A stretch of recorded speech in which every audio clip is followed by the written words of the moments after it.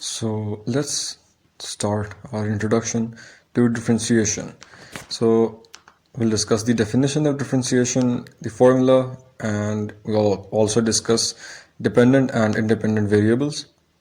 So basically, differentiation is the process of finding the derivative. Oops, wait a second. We'll basically find the derivative of a function, but that's just a bit confusing. What basically the derivative of a function means is that we'll find the rate of change of a dependent variable with regards to an independent variable. So for example, if you have y as your dependent variable, you'll find its rate of change with respect to the change in x, which is the independent variable. So the formula to find the derivative of y, which is also equal to f of x, so basically a function of x with regards to x, is this. So what this basically means is the numerator over here is equal to dy, so which is all basically the change in x, the increment, and basically the increment of y over the increment of x. And when you apply the limit as delta x, or the increment of x, approaches 0, this is the complete formula for the derivative of y with respect to x. And later on you'll see what this really means, and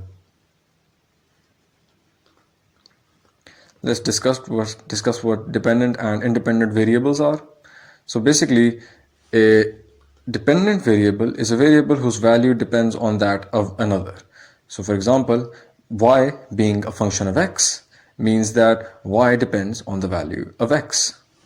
So the independent variable will be x, and an independent variable is a variable whose variation does not depend on that of another. It's independent. So here is an example. Y being a function of x means that x over here, you'll change the value of x, and that will basically affect the value of y. X is the input, y is the output, and y depends on the value of x. And another way of seeing what this really means is that an independent variable, let's say that you have this distance to travel. You have to get to this point, and you're starting at this point at which basically t is equal to 0. T is the independent variable and distance d is the dependent variable. So basically, as time progresses, you'll get closer and closer to this particular point. The distance between this point decreases as time increases. So basically, the distance d is a function of t being the independent variable and d being the dependent variable that relies on the value of t.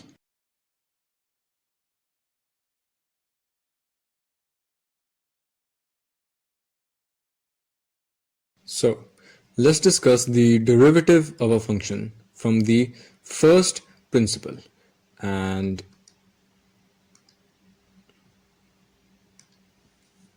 the first principle is also basically by definition. Oops, sorry.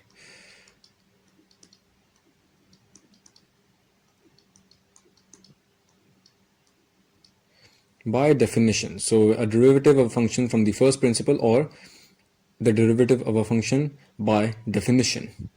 So let y be a function of x, so y is equal to f of x. So step 1, to find the derivative of y with respect to x, or f prime of x, you first have to take the increment on both sides. So basically, this is the increment. Delta y is the increment of y, and delta x is the increment of x. And then you'll take both of them on both sides. So for example, if this was y is equal to f of t, you would take this as y plus delta y is equal to f of t plus delta t. So this is the first step that you have to do. Now, you have to put the value from equation 1 in equation 2. This is equation 1 and this is equation 2. So you'll have to put the value of equation 1 in equation 2. So what that basically means is that y will be written down as f of x, because y is equal to f of x. So f of x plus delta y is equal to f of x plus delta y, delta x. So this is the, and you can also, another way of doing this is basically you'll treat both of these equations as simultaneous equations. And so basically you can also subtract the first equation from the second one and you'll get the same result, which is this here. Delta y is equal to, obviously this f of x will be subtracted on this side. So delta y is equal to f of x plus delta x minus f of x. So this is equation number 3.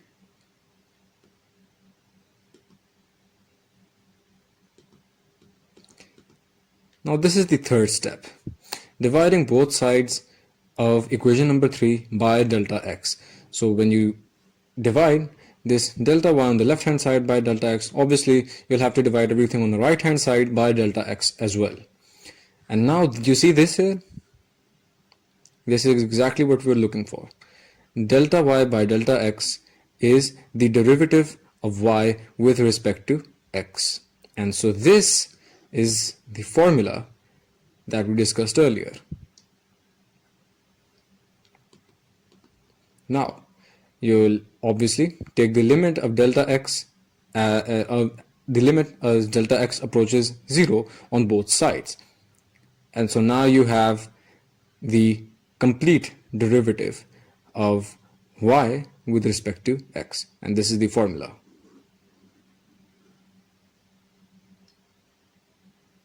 And so you have to follow these 4 steps.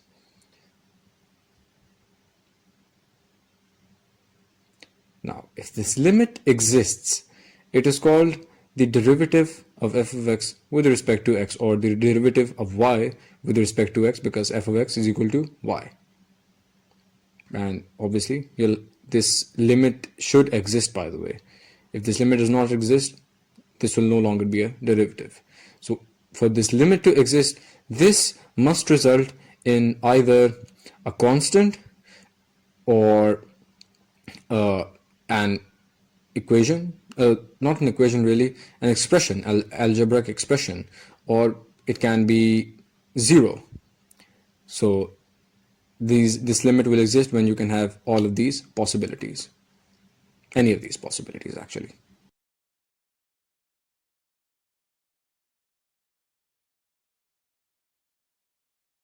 Now let's talk about the derivative of a constant and a variable. So let's first find the derivative of the following by definition. So by principle or by definition, by the first principle or by definition. They're the same thing. So the method that we discussed earlier, we'll try to find the derivative of f of x is equal to c by using that method, basically by definition. So c here is a constant. It can be any constant. So as you remember, there were 4 steps, and the first step was taking the increment on both sides. So the increment over here will be f of x plus delta x, obviously, but on the right hand side it's a constant, and if you remember, there is no increment of a constant. A constant is a constant. It does not change in any way. It cannot be incremented or decremented, so it will remain as it is. So this is the first step. And the second step was subtracting equation 1 from equation 2. So when you subtract them, you will subtract f of x from this f of x plus delta x. So this is what you'll get on the left hand side, and c will be subtracted from c, and so you get c minus c, which is equal to 0. Now you move on to the third step, which was dividing both sides of the equation by delta x. And as you remember, you'll divide this left hand side by delta x, and you also divide this right hand side by delta x, and obviously 0 divided by anything is equal to 0. So this is what you get. Now Step 4, take the limit as delta x approaches 0 on both sides. So you'll apply the limit over here, and this now becomes delta y.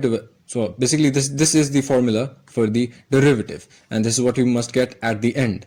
And when you apply the limit on the right hand side, which is 0, so obviously that will just result in 0, because obviously there is no delta x over here, so it will just remain 0. And so this is the answer. Hence f prime of x, or the derivative of f of x, is equal to 0. That is dc by dx is equal to 0. That's really simple. Now let's move on to the derivative of a variable, which in this case is x squared. So we must find f prime of x. So basically the change in f of x with respect to x. Now the first step was to take the increment on both sides. So f of x plus delta x is equal to x plus delta x whole square, because x over here, when f of x is equal to x square, so you'll just place whatever is over here instead of this x over here. So x plus delta x whole square. I hope that's clear. Now the second step was subtracting equation 1 from equation 2. So first of all, you'll subtract this f of x from f of x plus delta x, and that is what you get over here. And then you'll subtract these two. So x plus delta x whole square minus this x square in equation 1. And now when you expand this x plus delta x whole square, you get this by the algebraic identity, which was a square plus b square is equal to a square plus 2ab plus b square. And so this just becomes x square plus 2x delta x plus delta x square. And obviously this minus x square will remain as it is. And now you can basically just cancel out these two, because x square minus x square is 0, and this is what you get. And you can also, and now you'll take delta x common from both of these terms. So this now becomes 2x plus delta x into delta x. Now we move on to step number 3, which was to divide both sides by delta x. And so you'll divide both of the left hand side and the right hand side, which was this over here, by delta x. And now, as you remember, this was being multiplied with this delta x over here will be cancelled out with the delta x in the denominator. And now in step 4, you take the limit as delta x approaches 0 on both sides, and this will remain, this will just become f prime of x. And when you apply the limit as delta x approaches 0, this delta x will become 0, and so you get 2x plus 0, and that is basically what f prime of x is in this case. So 2x, f prime of x is equal to 2x.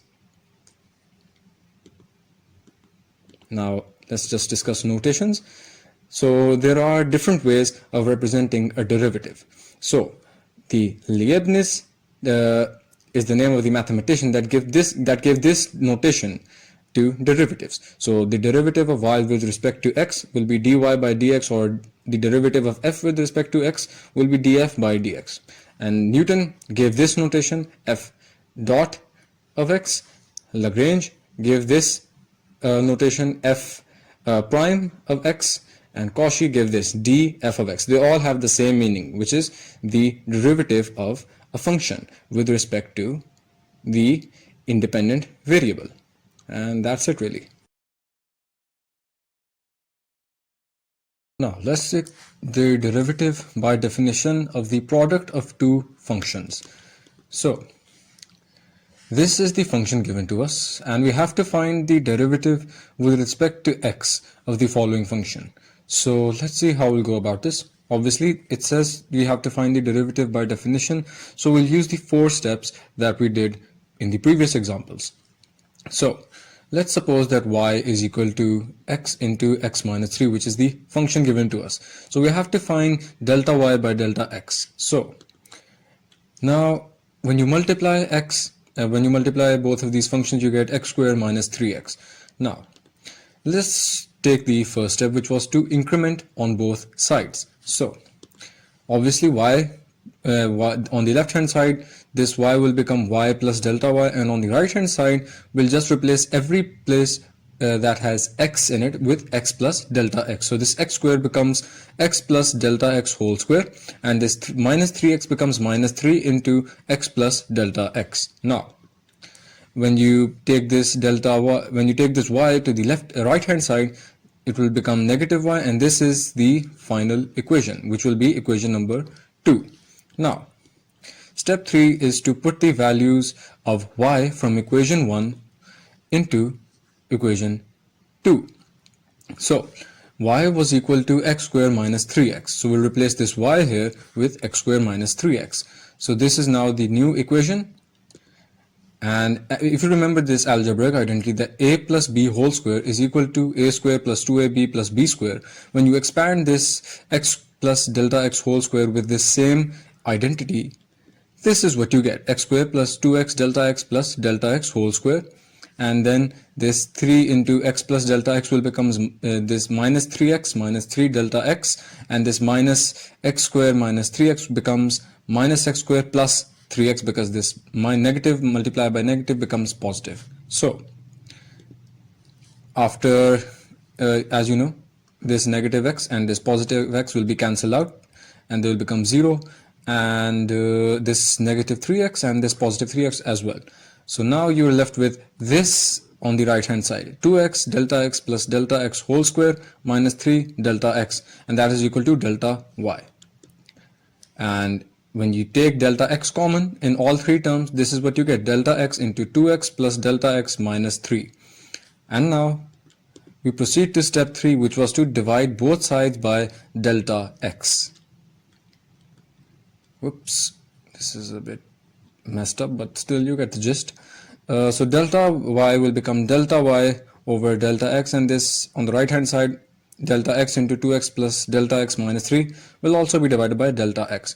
This delta x and this delta x will be cancelled out, and so you'll be left with this: delta y by delta x is equal to 2x plus delta x minus 3. Step 4 was to take the limit as delta x approaches 0 on both sides. So you have this, which was the final form of the derivative of y with respect to x, and when you apply this limit of delta x as the limit as delta x approaches 0, you'll replace this delta x with 0. So 2x plus 0 minus 3, and so the final answer of the delta y dy by dx, or the f prime of x or anything, basically what the question asks us, is 2x minus 3.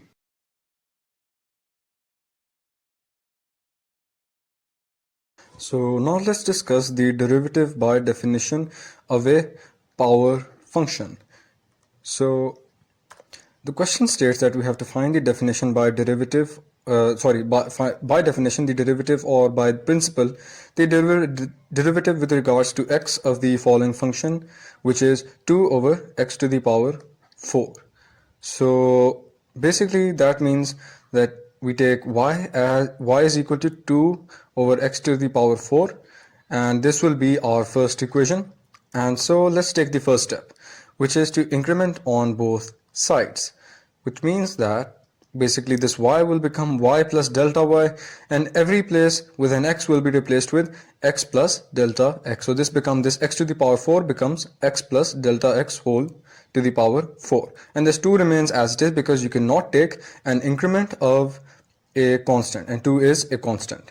So when you take this y to the other side, to the right hand side, it becomes minus y, and now you have an expression for delta y in terms of x and y. So this is now equation number 2. And so the second step was to put the value of y from equation 1 into equation 2. So this y becomes 2 over x to the power 4, 2 over x to the power 4, because y is equal to 2 to the x power 4 as in equation number 1. So what you'll do now is you'll take the LCM of this term and this term, and so this 2 will be multiplied with x to the power 4, and this 2 will be multiplied with x plus delta x whole to the power 4. Now this eventually becomes this entire equation, and so when you basically combine the two, this is what you get.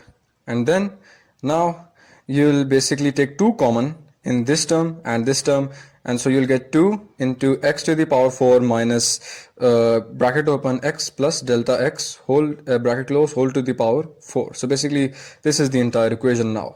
So you can take this 2 outside, obviously, and then you can basically take these two terms, this one and this one, in terms of square. So this x to the power 4 becomes x square whole square, and this x plus delta x whole to the power 4 becomes x plus delta x whole square. So I'll take the whole square, and now you can apply an algebraic identity on this, which was this algebraic identity: a square minus b square is equal to a plus b into a minus b. So basically you'll treat this x square as a, so x square whole square becomes a square, and you'll treat this x plus delta x whole square as b, so this x plus delta x whole square becomes b square. And so you'll translate it into this form: a plus b into a minus b.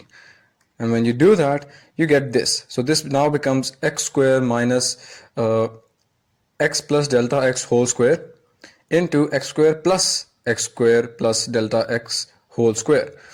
And so now what you'll do is you'll expand the x plus delta x whole square terms in both of these. So basically this, you'll expand this and you'll expand this, and you'll apply the algebraic identity, which was that a plus b whole square is equal to a square plus 2ab plus b square. And when you'll apply this algebraic identity on this, you'll get x square plus 2x delta x plus delta x whole square. And basically now what you'll do is when you open this bracket, so basically this negative sign will be multiplied with all of these terms inside the bracket. So this now becomes x square minus, and also one important thing, you'll not expand this one. You'll not expand this one, because what you need to, because if you even expand this, it will not matter, because this is a positive sign. So x square will just be added into the x square that you get from this term. You will have to expand this one, because this results in this x square minus x square. So you'll basically cancel out these two terms. And so what you get is this. And now let's move ahead. What you'll do now is basically when you further simplify this, you get this. And so dividing both of these sides, the third step was to divide both the left hand side and the right hand side by delta x. This can no longer be further simplified, so you'll go to step 3, and so now delta y over delta x, and this will become 2 over delta x, and all of this, whatever this is. So now what you'll do is you'll cancel out the delta x over here and the delta x over here, and so you're left with this. And now you'll go to step 4, which was to take the limit as delta x approaches 0 on both the left hand side and the right hand side. And so now this is what you get. Now, as you remember, this is the complete form of the derivative of y with respect to x. And so you'll apply this limit as delta x approaches 0 on this whole thing, this entire bracket. And so when you do that, basically you'll replace everything with every delta x term over here with 0. So this now becomes 2x plus this delta x becomes 0, and so this delta x becomes 0 and this delta x becomes 0. So this is what you get as a result. And when you solve this, when you do all the calculations, you end up with this in the end. And now when you basically when you add x square and this x square, you get 2x square. And so now what you can do is, this is what you'll end up with eventually. And upon further calculation, you get 2 into minus 4 x cubed over x to the power 8. This x cubed and this x to the power 8, obviously it will become 8 minus 3 because it's being divided, and so you'll get minus 8. When you multiply this 2 into this minus 4, you'll get minus 8, and this becomes x to the power 5. So dy by dx becomes minus 8 over x to the power 5. And so this is what you just have to do.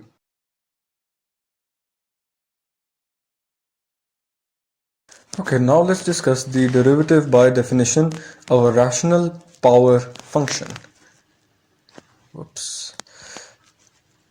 Rational power function.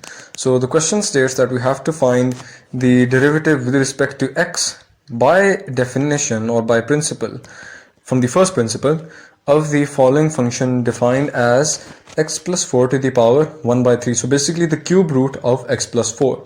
So this is a rational power function 1 by 3. So let's see how we'll do this. So first, obviously we'll use the 4 steps that we have discussed for any derivative that will be done by definition. So let y be equal to x plus 4 to the power 1 by 3. And this is equation number 1, and this is a standard procedure.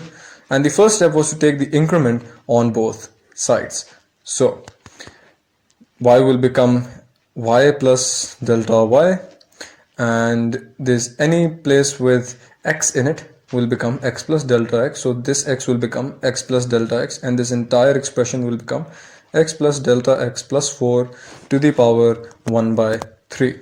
So now you'll take this y to the right hand side, and this will become now negative y. And so this is now equation number 2. So step 2 was to put the value of y from equation number 1 into equation number 2. So we'll replace this y with x plus 4 to the power 1 by 3. So you have this minus x plus 4 to the power 1 by 3. And now you'll basically multiply, and you'll basically multiply this entire expression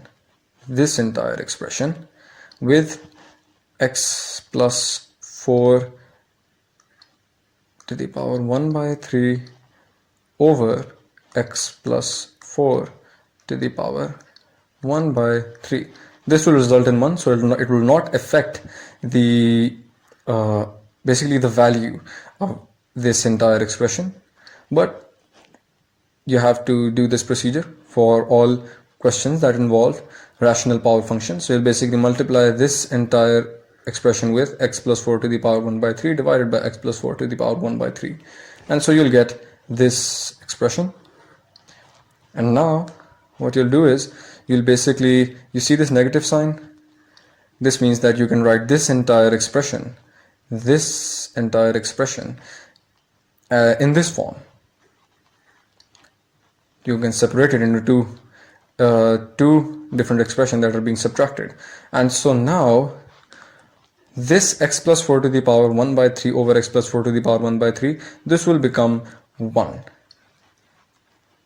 And now after that, what you'll do is basically this expression can be written down, can also be divided into two, not divided, well, separated into two different expressions, which are this and this, separated by this positive sign, which is basically this positive sign.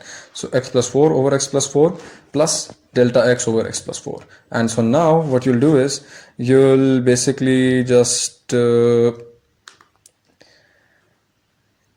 cancel out this x plus 4 and this x plus 4 to get 1 over here, and then you will basically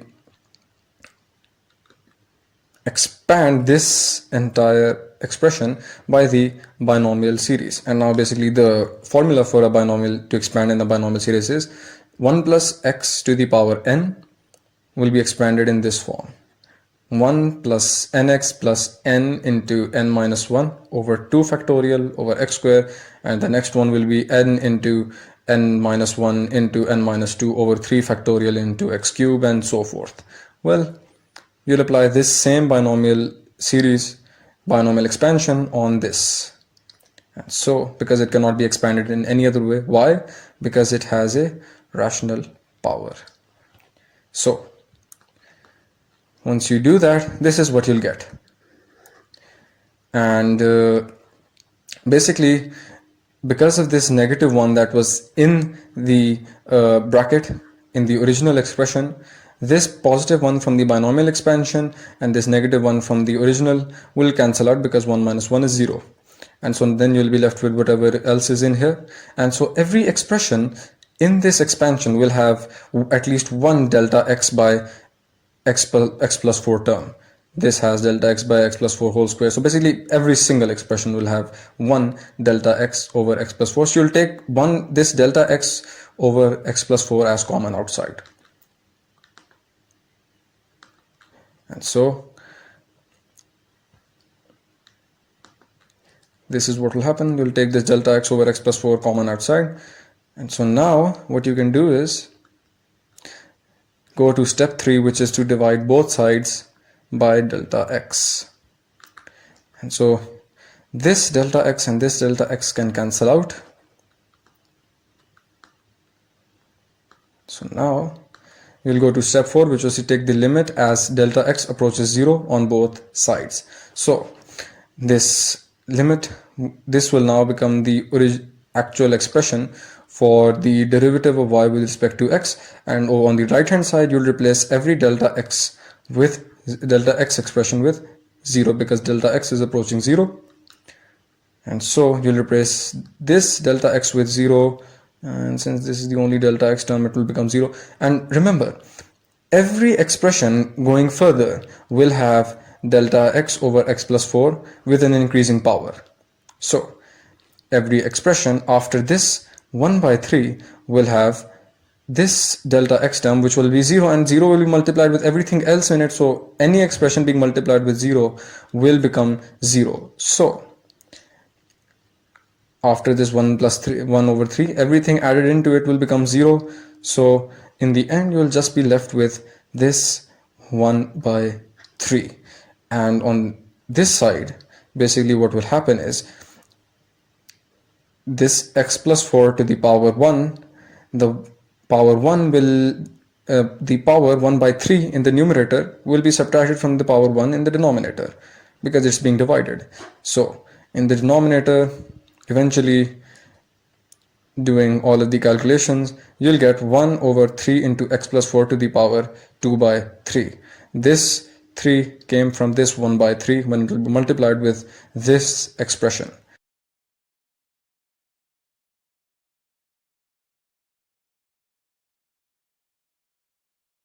Now let's talk about the derivative of a function with a natural power by definition. So this will apply for any variable with a natural power. So let's find the derivative with respect to x by definition of x to the power m, where m is any natural number. So obviously we'll let y be equal to x to the power m, where m is any natural number, and this will be equation number 1. So m can be any natural number, so this particular method will apply for any variable with the natural power. So the first step was to take the increment on both sides. So and the y will become y plus delta y, and any where x on the right hand side will become x plus delta x. So x to the power m will become x plus delta x to the power m. And we'll take this y to the right hand side, and so this y will become negative y over here, and so this is equation number 2. And step 2 was to put the value of y from equation number 1, which was this, into equation number 2. So delta y plus delta x to the power m will remain as they are, and this y will become x to the power m as per equation number 1. And over here You'll basically multiply this entire thing with x to the power m over x to the power m, because x to the power m over x to the power m will just basically become 1, so it will not affect this equation in any way, but it will make our calculation simpler.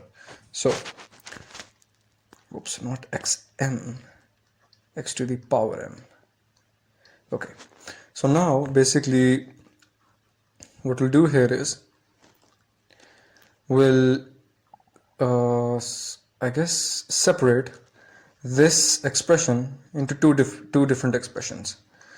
So this negative sign will be here, and so this will become x plus delta x to the power m over x to the power m minus x to the power m over x to the power m.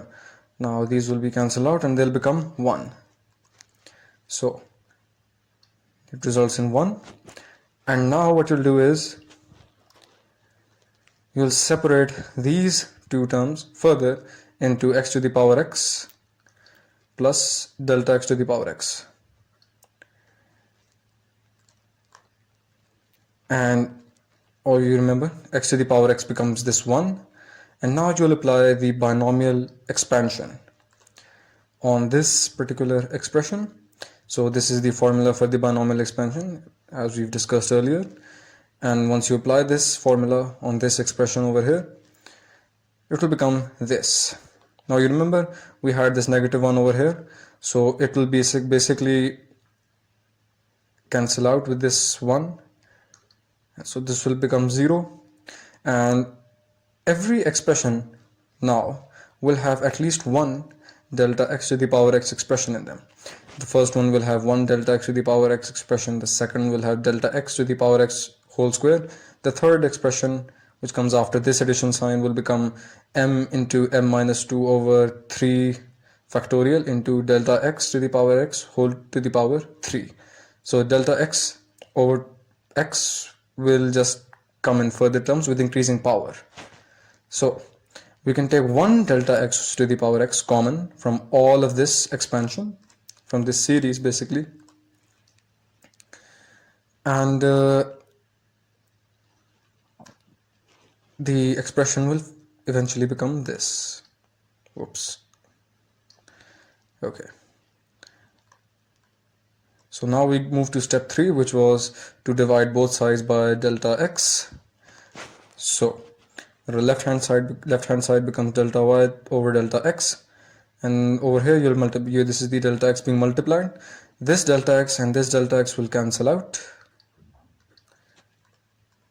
So you're left with this, and so we'll go to step 4, which was to take the limit as delta x approaches 0 on both sides. So now on the left hand side you have the complete expression for the derivative of y with respect to x, and on the right hand side you'll basically replace every delta x expression with 0 because delta x is approaching 0. So basically this delta x over here will become 0, and in all further expressions that are being added up in this series, all of them will have at least one delta x to the power x expression with increasing power, obviously, and so all of those will become 0 as well. So every expression after this m being added up will become 0. So this is what this becomes, and so this m and being added up with an infinite number of zeros.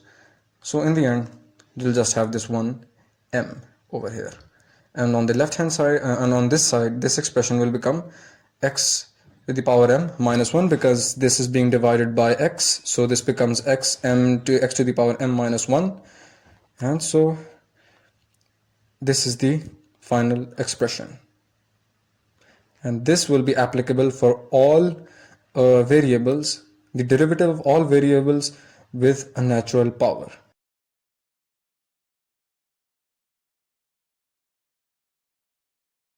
So now let's discuss differentiation of expressions of types ax plus b to the power n, so ax plus b whole to the power n, and 1 over ax plus b whole to the power n. So we'll differentiate both of these and n can be any natural number. So 1, 2, 3, 4, 5, 6, and so forth. So we find the derivative of ax plus b whole to the power n and 1 over ax plus b whole to the power n from the first principles when n is any natural number. So n belongs to the natural numbers set. So we'll apply the binomial theorem.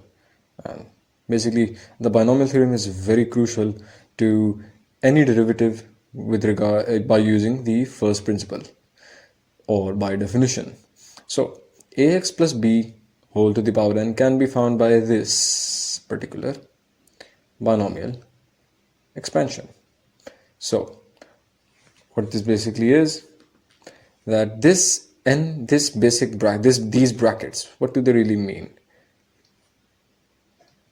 Basically, these brackets are this. So for example, if you had a long bracket which said say 7 and 3, this would basically translate into n factorial, and n in this case is 7.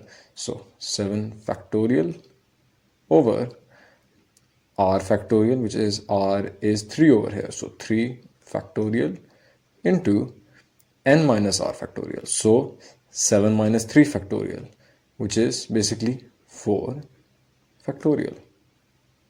So this is what basically these long brackets mean, and we'll apply, and this is the rest of the formula for the binomial theorem. These are the brackets, and other than that you can see that there are a and b, the two variables over here. So the power of a starts with n, which is the original power given in the question, and the power of b in the very first term is 0. And as you move on further, the power of a decreases till it reaches 0, and the power of b increases from 0 till it reaches n, and that is the binomial theorem. So, and also the value of r, basically it starts from 0 and going on it ends at n. So the last bracket will be n and n. So this is this covered. So the first example is that we have to find from definition the differential coefficient of ax plus b to the power whole to the power n from the first principle. And basically the differential coefficient is basically the derivative that we have to find by the first principle, and we discussed how to do that by using the binomial theorem. So let y be equal to ax plus b to the power n, and n is a positive integer. And you remember the 4 steps. Obviously this is by definition or by from the first principle. So the first step was to take the increment on both sides.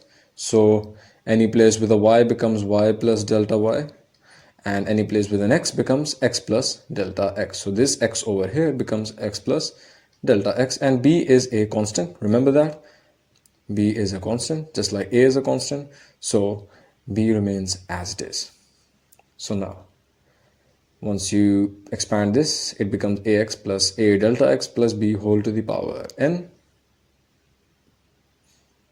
And now you can basically write this ax plus b in one place and this a plus a to the delta x in one place, and we'll see why we have done that. So this is what you have, and now you'll apply the binomial theorem on the right hand side. And as you remember, this ax plus b to the power n is the first term, and by the way, the reason why we have this is because this is the term that has n and 0 in its basically be multiplied with it, and that just results in 1 really. So this just remains at it, and now we go on further and further and further till we reach this. So basically you can see that the value of ax plus b, the power of ax plus b is being decreased, and the power of a delta x is increasing. Because remember that as in the binomial expansion, that was in terms of a and b. Basically, we'll treat this ax plus b as a and this a delta x as b, and so now you can see why we're doing this. So the power of ax plus b will decrease from n till at the end it becomes 0, so it just becomes 1, because anything to the power 0 becomes 1, and the power of a delta x is increasing till it reaches n. And by the way, another reason for why we have ax plus b whole to the power n over here is because it was being multiplied with a delta x to the power 0, which is just 1. So this and a delta x to the power 0, it just results in 1. And similar is the case for this last term, the first term and the last term. The last term is basically being multiplied with n, and it is also being multiplied with ax plus b whole to the power 0, because n will be subtracted from n, which is just 0. And this also results in 1, which is why we're just left with this a delta x to the power n. So now you can see that we've taken this positive y to the right hand side and it becomes this negative y. So what we'll do now is we'll go to step 2, which was to put the value of y from equation 1 into this equation. So this negative y will be replaced with negative ax plus b to the power n, because originally in the question, basically the equation that was given to us was y is equal to ax plus b to the power n. So now what you'll do is you can cancel out these two terms, because ax plus b to the power n minus ax plus b to the power n is just 0. So you're left with this now. And what you can do now is you can take delta x common, because now every single term will have at least one a delta x term. So you'll take delta x common, and now you're left with this in the bracket. Now step 3, divide both sides by delta x. So this becomes delta y over delta x, and this dx over dx will be cancelled out. And now you'll go to step 4, which is take the limit as delta x approaches 0 on both sides. This, as you remember, is the final form of the derivative of y with respect to x. So this is just f prime of x, and that is what we have to find. And over here, you'll apply the limit. Now, delta x approaches 0. So every delta x term inside this bracket becomes 0. So see here, only the first term, this term, has no delta x term. So it will remain as it is. And every single term ahead of this has at least one delta x term, and the last term is delta x to the power n minus 1, I guess, yeah. So what we'll do is every single thing after this first term is being multiplied with at least one delta x term. So every single term after the first term becomes 0, and so at the end you're just left with this. And thus dy by dx, this was y, so dy by dx is equal to n into, oh, by the way, this is just n because n long bracket n and 1 is just 1, so this is the final answer that you get.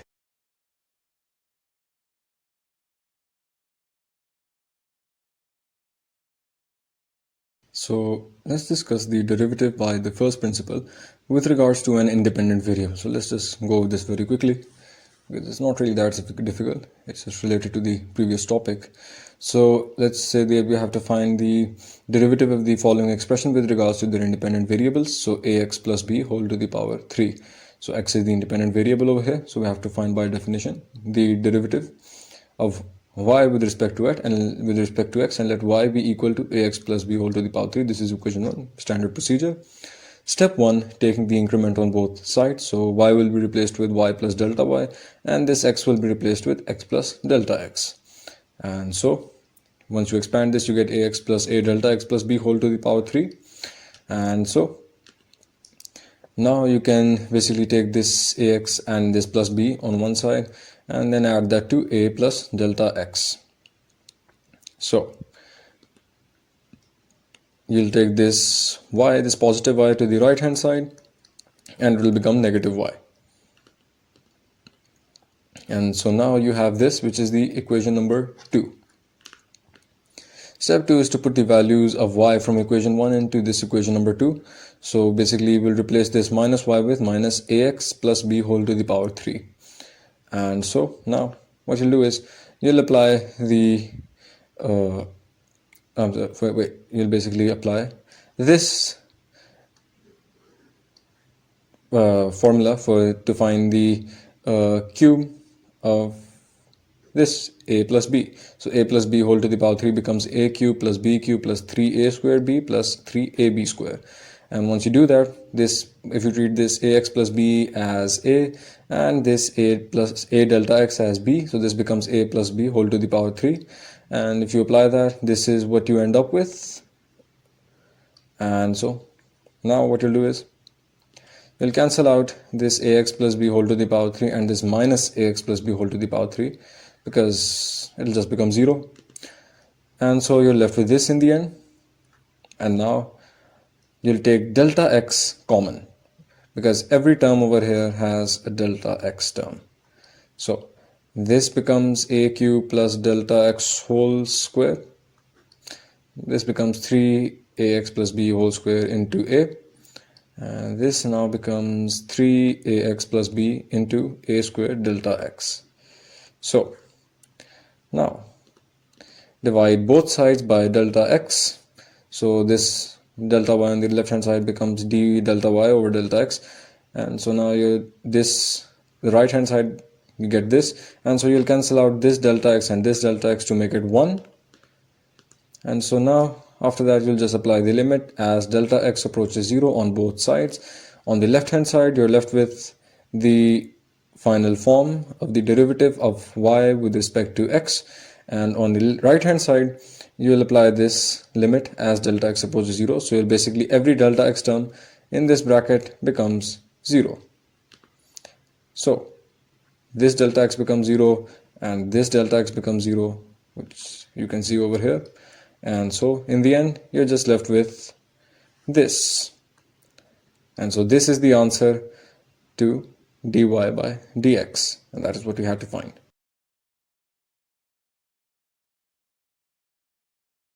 Okay, so let's do the derivative by the first principle on the power rule. So this is the equation, basically the expression given to us, and we have to find the derivative of the following expression with regards to the respective independent variable. So x is the independent variable over here, so we have to find the derivative with respect to x of this expression. So obviously the first step would be to let y be equal to this expression. So y is equal to 2x plus 3 whole to the power 5, and this is our equation number 1. So the first step is to take the increment on both sides. So this y would become y plus delta y, and this x here would become x plus delta x. So 2x becomes 2 into x plus delta x, and 3 is a constant, so it will remain as it is. It will not have an increment. So when you multiply the 2 with the x plus delta x, you get 2x plus 2 delta x, and then you have this plus 3. You'll take this plus 3 and this 2x on one side like this, and this 2 delta x on the other side. And we're doing this so that we can later apply the binomial theorem on this. So you'll take this y to the right hand side where it will become negative y, standard procedure. And so this is now your equation number 2. Step 2 is to put the value of y from equation number 1 into this equation number 2. So the actual function that was given to us, you'll replace y with that. So you'll replace this y with 2x plus 3 whole to the power 5. And so we'll now apply the binomial theorem. So this is the 2x plus 3 whole to the power 5, the first term. And the reason why this is just 2x plus 3 whole to the power 5 is because the first term is basically 5, 0 into 2x plus 3 to the power 5, which is basically this term here. We are applying the binomial theorem on basically this bracket. So 2x plus 3 whole to the power 5, and this will also be multiplied with 2 delta x whole to the power 0. And this 2 delta x comes from this. So this basically results, this 5, 0 results in 1. And this 2 delta x to the power 0 also results in 1. So in the end, you're just left with this 2x plus 3 whole to the power 5.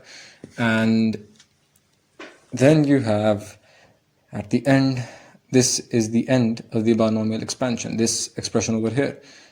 And this expression results from basically 5 and 5 into 2x plus 3 to the power 0 and 2 delta x to the power 5. And this basically results in 1, and this also results in 1, and then you're just left with this expression. And this 2x plus 3 whole to the power 5 is basically just this 2x plus 3 whole to the power 5. You will not apply the binomial theorem on this.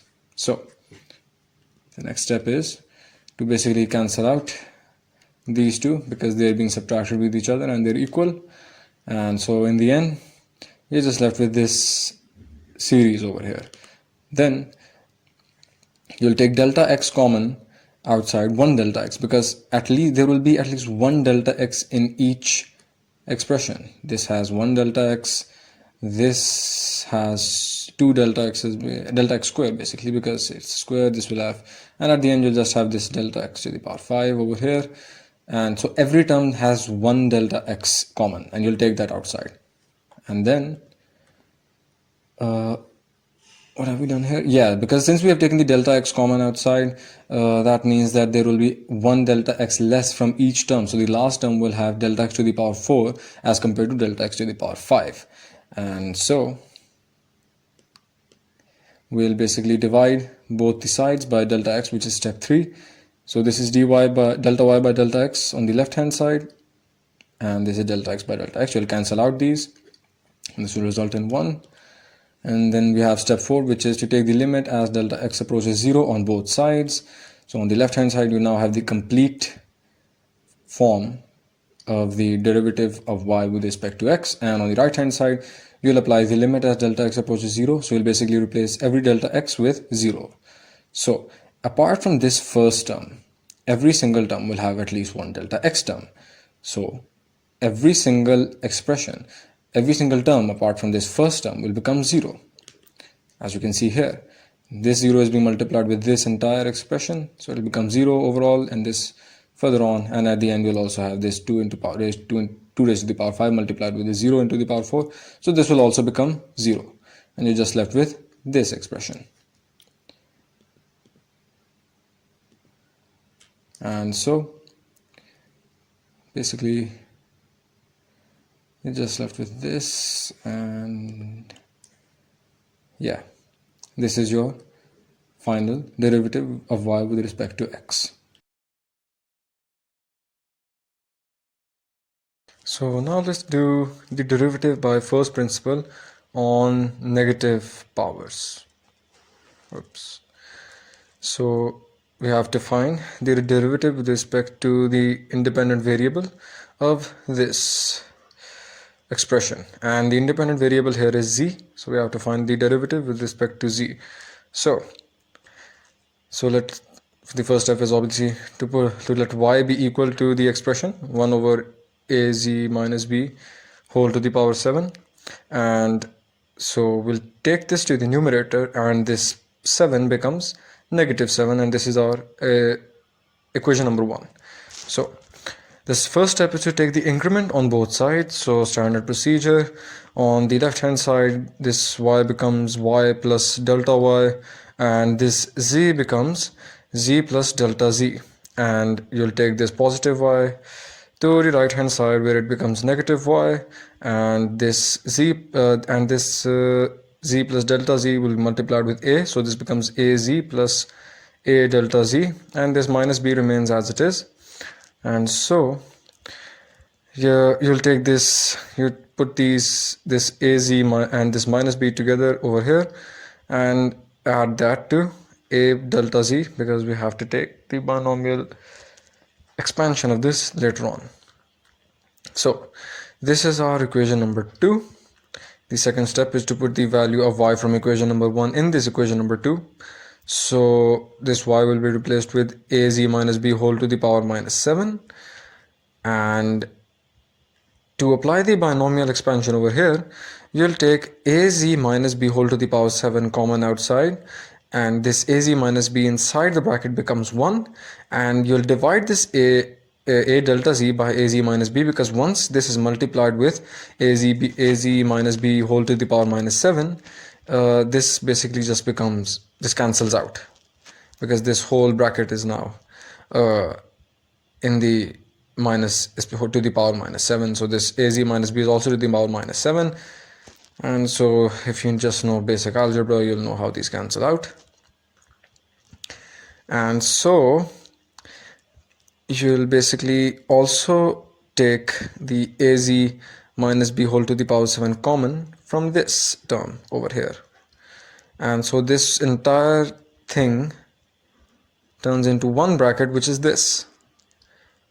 And so you'll expand this term by using the binomial series,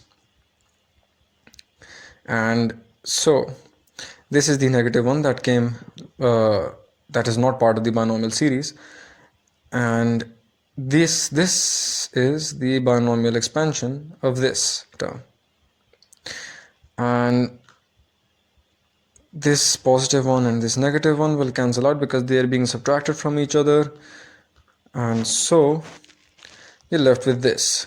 Now there is at least one delta z term in every single term over here that's being added up.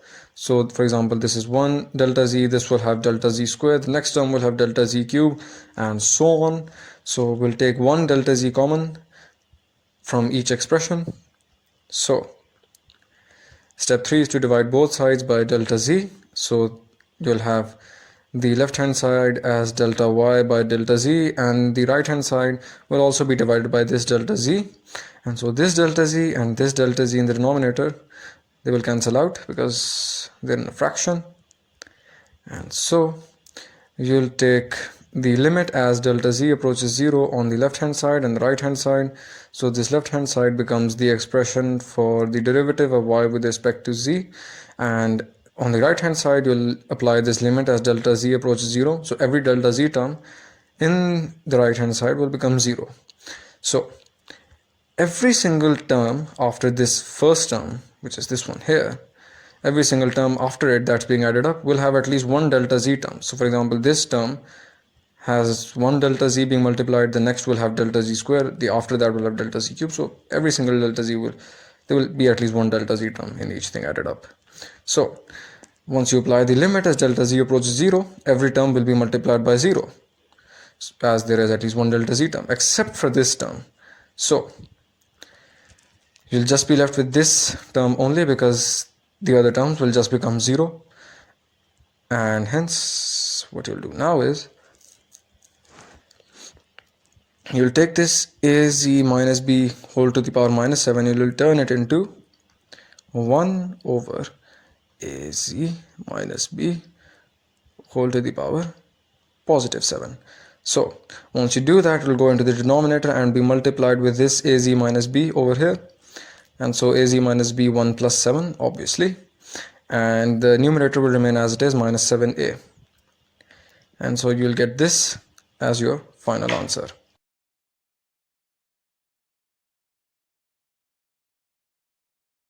So let's now do the theorem on differentiation and the formulas for differentiation.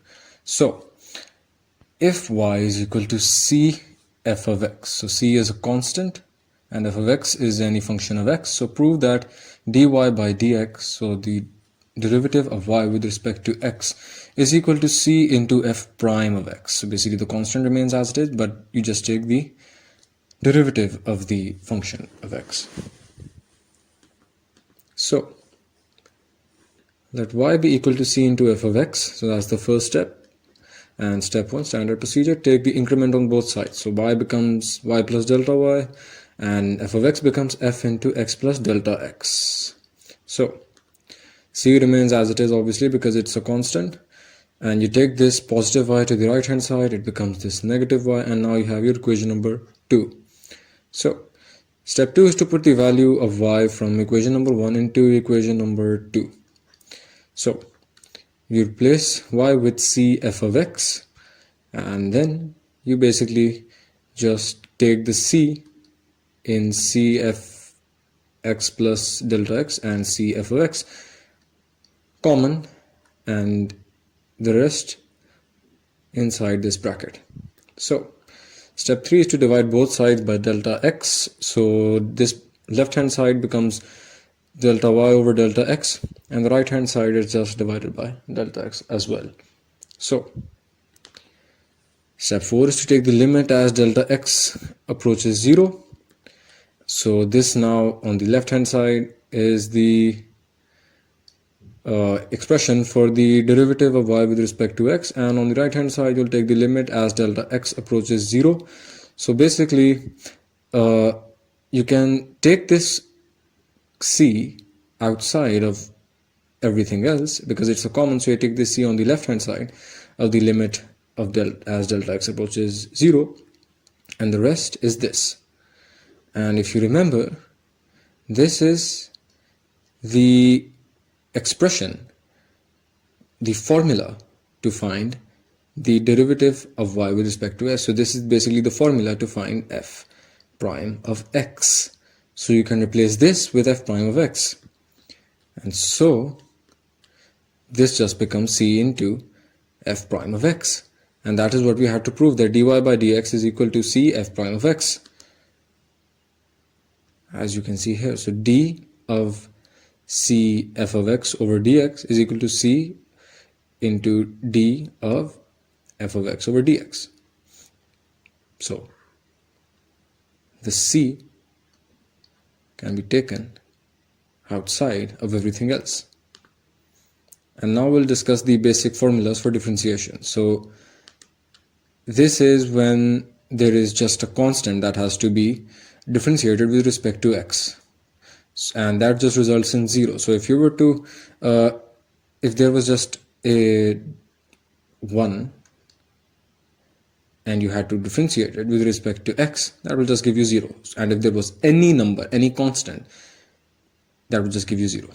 So this is d of c dot u, c into u, and c is again a constant, and u is a function of x. You can write that down as c into the du over dx, as we have discussed earlier. That is what we derived earlier by using the first principle. And this is the third one. So the derivative of u plus or minus v over with respect to x, and that just results in du over dx plus or minus dv over dx, where v is a function of x and u is also a function of x, by the way. So u is equal to f of x. So this is when two functions are being added or subtracted. This is what you do. So you derive them individually. And if two functions are being multiplied, you basically take the derivative of one and multiply it with the function itself, with the other function, and you'll add that with the derivative of the second function, the one that was multiplied first, and you will multiply it with the function that was derived first. So basically this is just you'll differentiate v, and you'll find the derivative and you'll multiply that with u, and then you'll add that into u, the derivative of u, that is multiplied with v. And again, v and u and v over here are functions, any functions of x, by the way, because this is dx. And this is also called the product rule. And this is the quotient rule, where two functions are being divided. And this is how you'll basically solve it. You'll find the derivative of u, the numerator, by the way. You'll find the derivative of the numerator function with respect to x, and then you'll multiply that with v, the function v, and you'll subtract basically this term from it. This is the derivative of v with respect to x being multiplied with u, and you'll divide all of this by the denominator function, which is v. So we'll divide that by the square of the denominator function, so v square. And this is the quotient rule. And this is basically the derivative of a power, any function that is being basically that has a power of n. So this just becomes n into u to the power n minus 1 into du by dx. So basically the derivative of the function. And this is the general power rule. So after this, you get just this, which is the differential of x, when you just have one x that has the power of 1. When you derivate that with respect to x, you'll just get 1.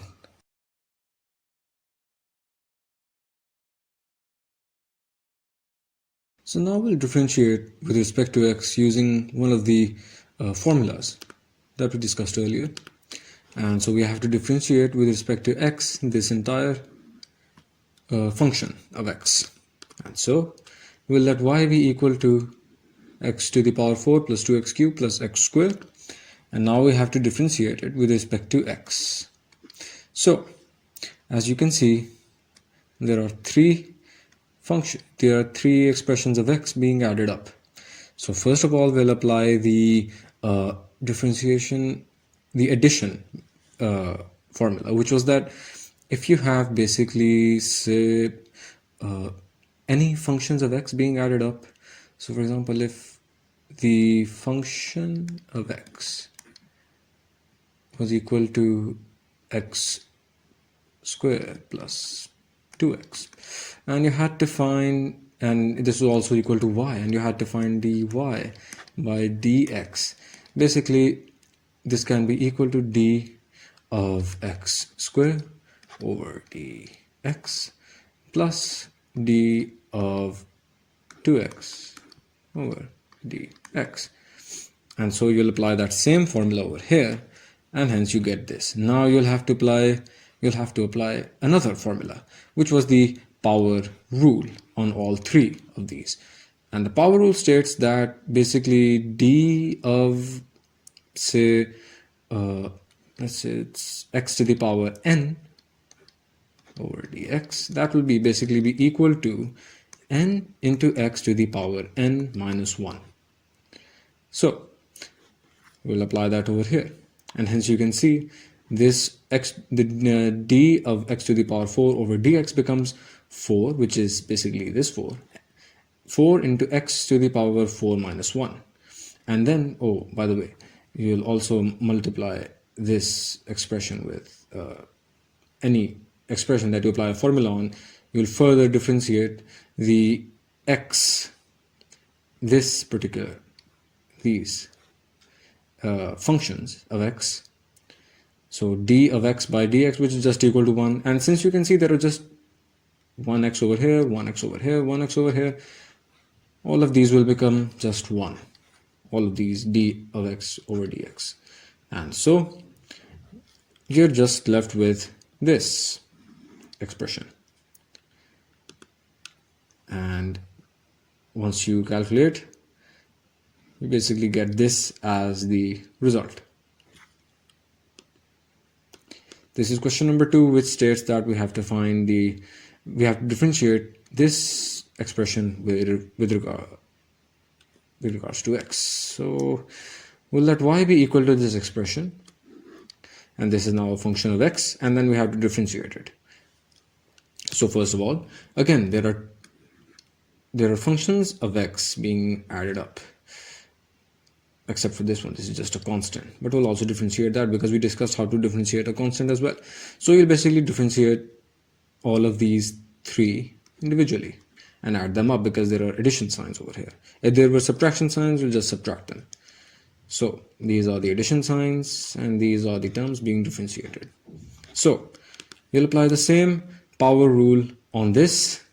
So to differentiate x to the power minus 3 with x, the minus 3 will be multiplied with x, and then you'll have minus 3 minus 1 in the power. And same for 2x to the power minus 3 by 2. So basically, oh, and also by the way, you'll also have to differentiate. This is just an x, this is also an x, and there is no x over here, so it doesn't matter. So this one will also be differentiated. So basically this 2 will be multiplied with minus 3 by 2. So that is what we have done over here. And this x will have a power of minus 3 over 2 minus 1, which is this. And this will the derivative of x with respect to x will also be multiplied, but that's just 1, so it doesn't matter. And we'll also differentiate this 3 with respect to x, and that's just a constant, and the derivative of a constant is just 0. So once you calculate, this is what you get. And so this is basically the final answer, but you can take the 3 common outside. So this is what you get. And you'll also you can write x to the power minus 4 as 1 over x to the power plus 4. So this is what we've done over here.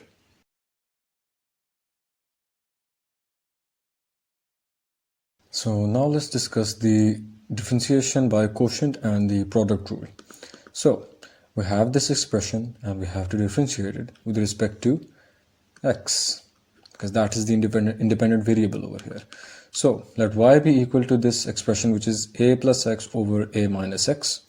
And remember, a over here is being treated as a constant because we have to differentiate with respect to x. So any variable apart from x will just be treated as a constant. So we do this, and we can solve this by using the quotient rule. And the quotient rule states that if you have let's say you have a function of x called u of x, and that is being divided by a function of x called v of x, and you have to differentiate it.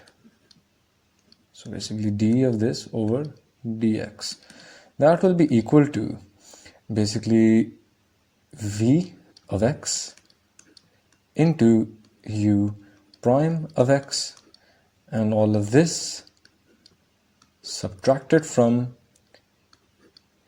u of x into v prime of x. So basically the derivative of v with respect to x over v of x square. So we'll apply this formula over here, and as you can see, that is what we've done. This is the expression in the denominator, which is basically v in the example in this over here, and that is being multiplied with the derivative of the numerator, and subtracted from this is basically the derivative of the denominator multiplied with the numerator, and into the denominator of this we have the square of the denominator over here in the original question. So oops, just a second, let's just take this all out. So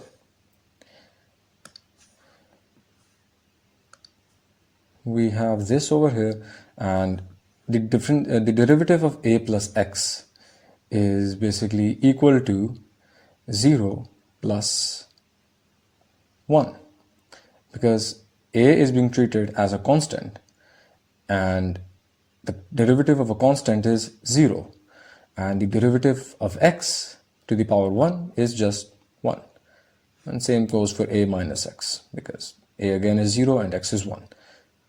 And by the way, just for clarification, when two things are being added up and you have to derivate that, you'll basically separate that, you'll take the derivative of 1a first, and then you'll add that into the derivative of x. And same goes for here, the derivative of a and minus the derivative of x.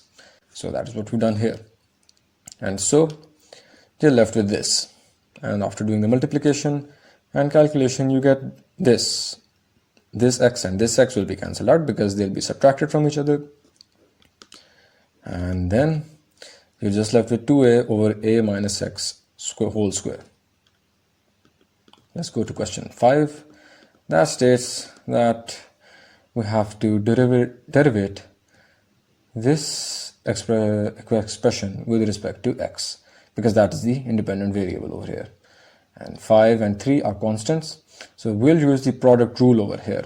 So the product rule states that when you have to differentiate two functions, so let's just take u of x being multiplied with v of x, that will just be equal to the derivative of u multiplied with v plus the derivative of v multiplied with u. So, that's just written over here as well. So once you do that, again, this is this function, and that will be multiplied with the derivative of 3 minus x, and that will be added with 3 minus x multiplied with the derivative of x minus 5. Simple.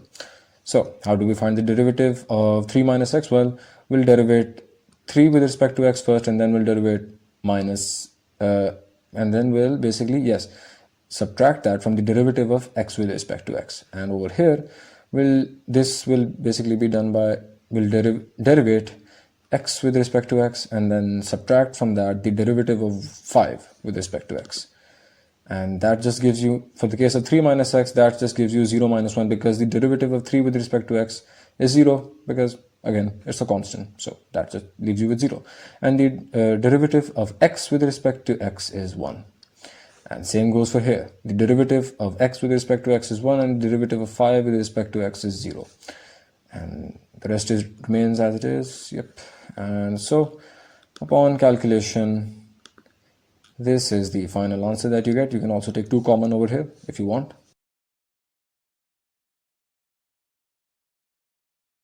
So let's differentiate using identities. So we have to differentiate this expression with respect to x, because that's the independent variable over here. So let's see how we'll do this. So we will let y be equal to the expression. So y is equal to the under root of x minus 1 over the under root of x whole to the power 2.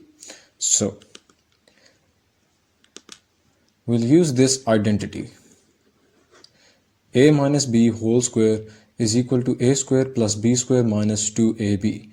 So we'll treat under root x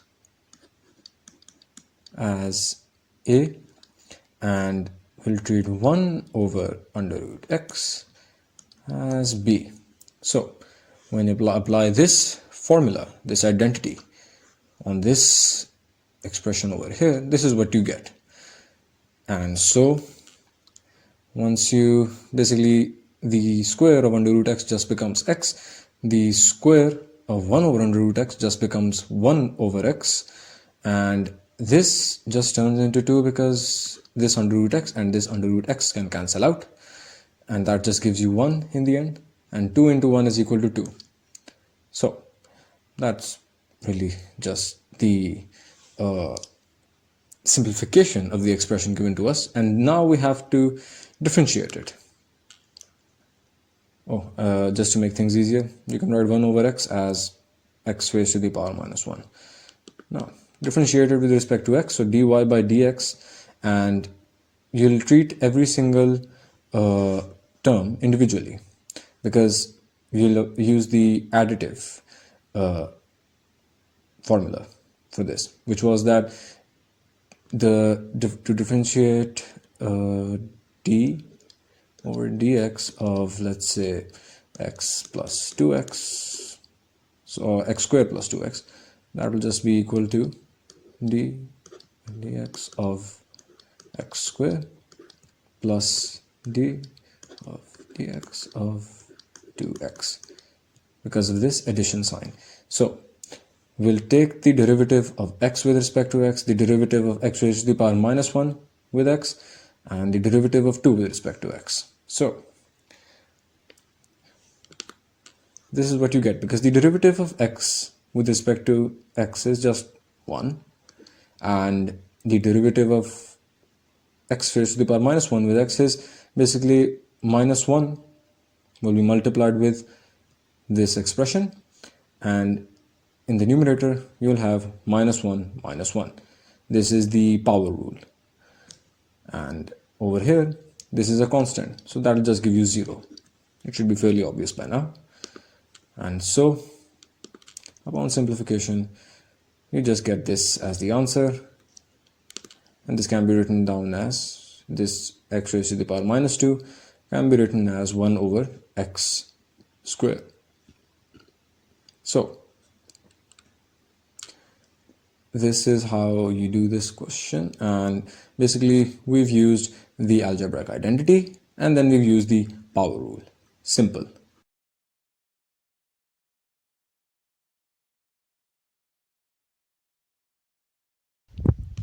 Now let's differentiate by the power and quotient rule. The question states that we have to differentiate this expression with respect to x.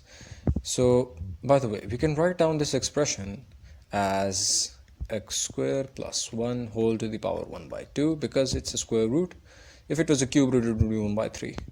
And in the denominator, we'll have x squared minus 1 whole to the power 1 by 2. And now this, because there is a square root or the power 1 by 2 in the numerator and also in the denominator, this can just be written down as x squared plus 1 over x squared minus 1 whole to the power 1 by 2. And now let's see, we'll let y be equal to this expression over here, and then we'll apply the power rule first and then the quotient rule. So how have we applied the power rule? Well, the power rule states that if you have, let's say this is equal to f of x, okay, so basically f of x is whatever is inside this bracket. So this is basically just f of x to the power 1 by 2, and to find the derivative of this, we'll just basically do this 1 by 2 into f of x to the power 1 by 2 minus 1 into the derivative of f of x with respect to x. And that is what we've done here. 1 by 2 multiplied with f of x, which is basically this expression,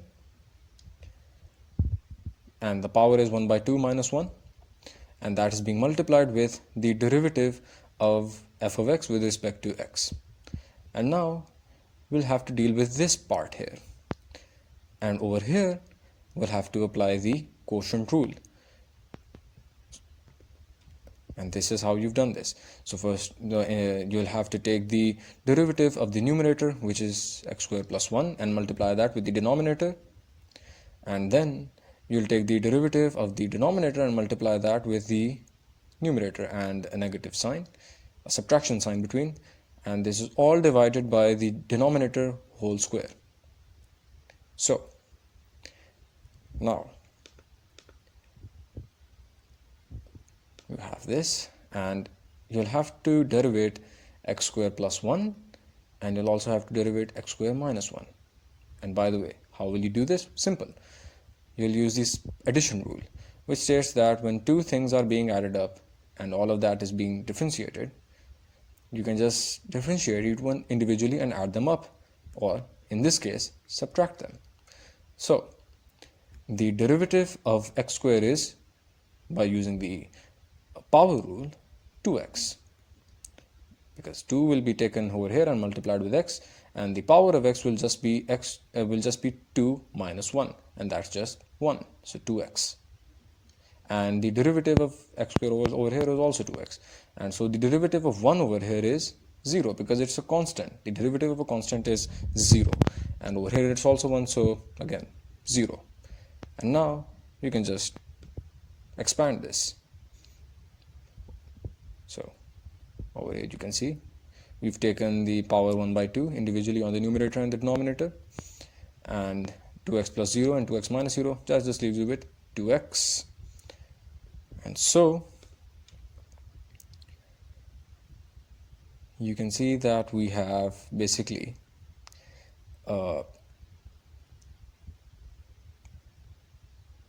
we've cancelled out these, or basically we've divided x square minus 1 to the power 1 by 2 and x square minus 1 to the power 2. So that just leaves you with this in the denominator, x square minus 1, 2 minus 1 by 2. Because 1 by 2, when it comes to the denominator, it becomes minus 1 by 2. And in the numerator, we've just expanded all of this by doing the multiplication. And so, upon further calculation, you get just this. And basically, over here, this just leaves you with minus 4x, because this 2x cube and this minus 2x cube just cancel out because they're being subtracted, and that leaves you with 0. Minus 2x becomes minus 4x. And in the denominator, this x square plus 1 to the power 1 by 2 can be written down as under root x square plus 1. And this 2 is being multiplied with it. And so this just becomes x square minus 1 whole to the power 3 by 2. And you've basically cancelled out this 2 and this minus 4, and this minus 4 just becomes minus 2. And so you're left with this. And now let's differentiate and prove an equation. So if y is equal to under root x minus 1 over under root x, so this is the function given to us, the equation, and we have to prove that 2x into dy by dx, so the derivative of y with respect to x, 2x into dy by dx plus y is equal to 2 under root x. So what we have to prove over here is that the left hand side is equal to the right hand side of the equation. So how do we go about this? Well, we'll take one side, and then so over here we'll take the left hand side, and then we'll actually prove that the left hand side is equal to this right hand side. So the solution here states that we have the equation, and we'll write down x under root x as x raised to the power 1 by 2, because that's just what it is. If it was cube root of x, it would have been x raised to the power 1 by 3. So and this negative sign remains as it is, and 1 over under root x will be written down as 1 over x raised to the power 1 by 2. Simple. Now you can write down this 1 over x raised to the power 1 by 2 as x raised to the power minus 1 by 2, because when the term in the denominator goes to the numerator, its power is complemented. That's just the rule. So let's find dy by dx, because that is what this dy by dx, we have to find it. So we have the equation for y. Now let's differentiate it. Now we'll differentiate this separately and this separately, and then subtract them from each other. So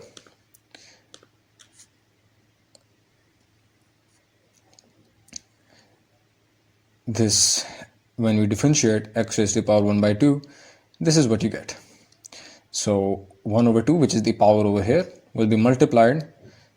So this is why we've written down this, and the power, the original power 1 by 2, you'll subtract 1 from it. And this is the general power rule. And then you'll also multiply this with the derivative of the function, which is this x over here. So the derivative of x, and the subtraction sign will remain as it is. And then you'll also differentiate this. Again, the same general power rule will apply. This minus 1 by 2 will be multiplied with the remaining stuff. So, and the power of x will be subtracted by 1. So this is what you get. And then again, you'll also take the derivative of x and multiply that, because we have an x over here. That is the function. So now,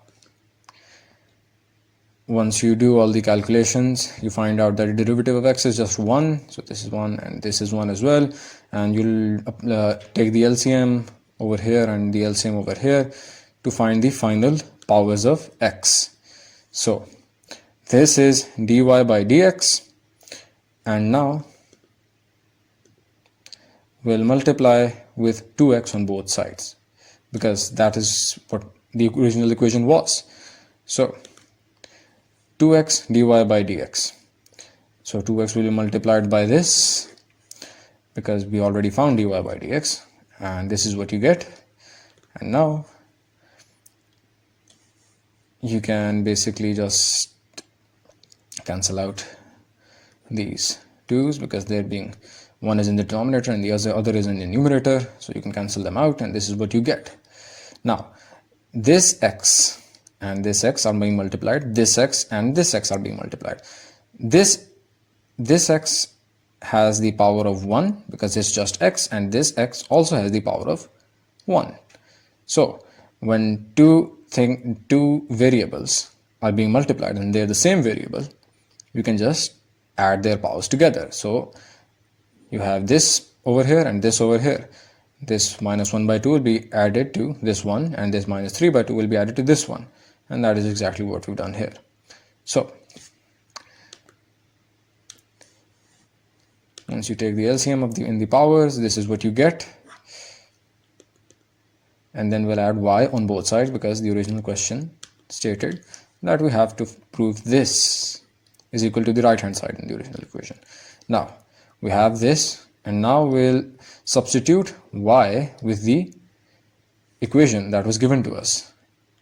So y was basically just equal to under root x minus 1 over under root x, which is just x raised to the power minus 1 by 2. So we've substituted y. Now we can basically cancel out this and this, because they're the same, and one has a positive sign and the other has a negative sign, so they can be subtracted from each other, leaving you with just these two terms. And when these two terms are added, it gives you 2x raised to the power 1 by 2, and that can also be written down as 2 under root x. And hence we've proven that the left hand side is equal to the right hand side, and that's just what the question asked of us. So let's find the derivative by using a suitable substitution. So the question states that you have to find dy by dx, so the derivative of y with respect to x, by making a suitable substitution. So this is the function, the equation given to us. So the suitable substitution here would be to take whatever is inside the under root sign, so this here, and replace it with u. So once you do that, you get y is equal to, and once you replace this, you get under root u, which is just u raised to the power 1 by 2. Let's first find dy by du. Now u is in terms of x and y is in terms of u. So the derivative of this equation would just be dy by du. The derivative of this equation would be du by dx. So eventually we have to find basically dy by du. We have to find dy by dx. Remember, this is the question. So the way to find dy by dx is to find dy by du multiplied with du by dx. So basically we'll be multiplying the derivative of this and the derivative of this. So let's first find the derivative of this equation. Y is equal to under root u, and that just gives you simply y is equal, dy by du is equal to 1 by 2 into u raised to the power minus 1 by 2. And it's minus 1 by 2 here because it's basically 1 by 2 minus 1, and that just gives you minus 1 by 2. So you can write this down. Once you take the u to the denominator, it becomes u raised to the power 1 minus 1 by 2 becomes u raised to the power 1 by 2. So this is the equation for u. And now let's find du by dx. And that can be done by this, which is the quotient rule. And once you apply the quotient rule, remember the quotient rule states that in the numerator, you'll have the derivative of the numerator, so which is this here, multiplied with the denominator minus the derivative of the denominator multiplied with the numerator, and this entire thing is divided by the square of the denominator, which is 1 plus x. So once you do that, you get this, because over here you'll differentiate 1 with respect to x, that just gives you 0, and x with respect to x, and that just gives you 1. And same goes here, that just gives you 0 plus 1, because the derivative of 1 is 0 and the derivative of x with respect to x is 1. So once you actually come down to solving this, you get this. You can cancel out these because they are subtracted, and that just leaves you with this. So this is equal to du by dx. Now remember the rule that I told you earlier, that is called the chain rule, and that is what we will apply here. And this is du by dx, and we found dy by du earlier, which was 1 over 2 raised to the power 1 by 1 over 2u raised to the power 1 by 2. This is dy by du, and this is du by dx. Once you multiply them, this is what you get, because over here dy by du multiplied by du by dx, these two can be cancelled out, and then you're just left with dy by dx. So upon calculation, you can see that you get this, and you can basically, you have 1 plus x over here and 1 plus x over here, and they have different powers. So basically this 1 by 2 will go to the numerator and become minus 1 by 2, and then you'll basically add them up. So this is what you get, 2 in minus 1 by 2, because 1 by 2 is in the denominator, and this my 1 minus x raised to the power 1 by 2 remains as it is. It is being multiplied with this. So once you take the LCM, you find out that this is 1 plus x raised to the power 3 by 2, and this 1 minus x raised to the power 1 by 2 becomes under root 1 minus x. So this is just the value for dy by dx.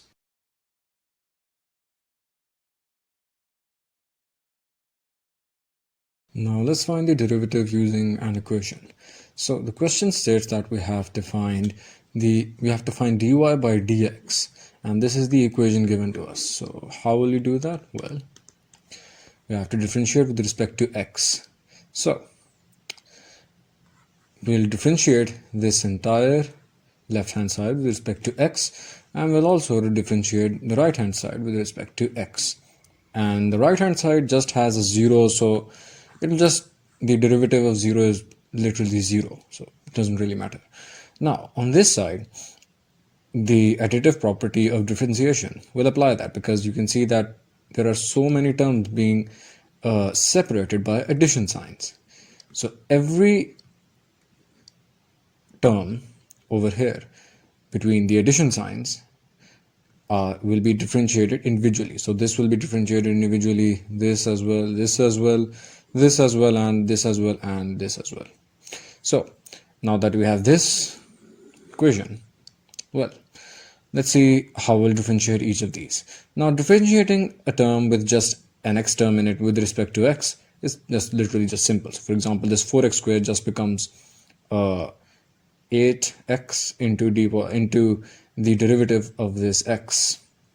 So you just get 4 into 2x, because the derivative of x is just 1. So 4 into 2 is 8, so this is just 8x. Now what about this term? Well, this is a bit complicated.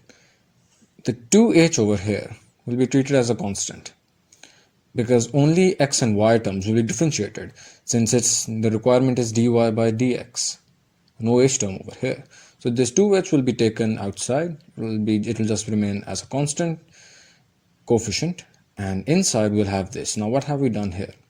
Well, when you have to differentiate xy with respect to x, that is just equal to, basically, first of all you will apply the product rule over here, x into y. So first you'll differentiate y and you'll multiply that with x, and then you'll differentiate x, and then you'll multiply that with y. So to differentiate x with respect to x, that's just simple. That just gives you 1. So that's just 1, and then you'll multiply that with y. So 1 into y plus, now you'll differentiate y and multiply that with x. So x just remains as it is, and that will be multiplied with the derivative of y with respect to x. We do not know the derivative of y with respect to x, so that will just be written down as dy by dx, because that is what we have to find. And that, as you can see, that is what we've done here. There is a proof for this as well, but we'll not really go into that. Now you have this term, by square. Now, how will you do that? There is a y square term over here. Now, you can see that over here we just wrote dy by dx because we do not know what dy by dx is. But if it was y square, what will we do then? Well, over here in this particular part, b is a constant, so that will be taken as a coefficient. And what have we done here? Well, y, when you have d of y square by dx, in this case we'll just do the general power rule, and this becomes, the 2 goes into the coefficient, so this will be 2, and then we'll have y into y in raised to the power 2 minus 1, and then that will be multiplied with dy by dx. Simple, really, because this will just lead to 2y and the derivative of this y, so 2y into dy by dx. Now remember, we do not know what dy by dx is, so that will just come down as it is. Then you have this term, 2gx. The 2g is a constant, so it will go into the coefficient, and then you'll have to differentiate this x, and the derivative of x is x, with the derivative of x with respect to x is just 1. Now we have 2fy. 2f is a constant, and the derivative of y with respect to x is just dy by dx. Simple. We've discussed that earlier, how this happens.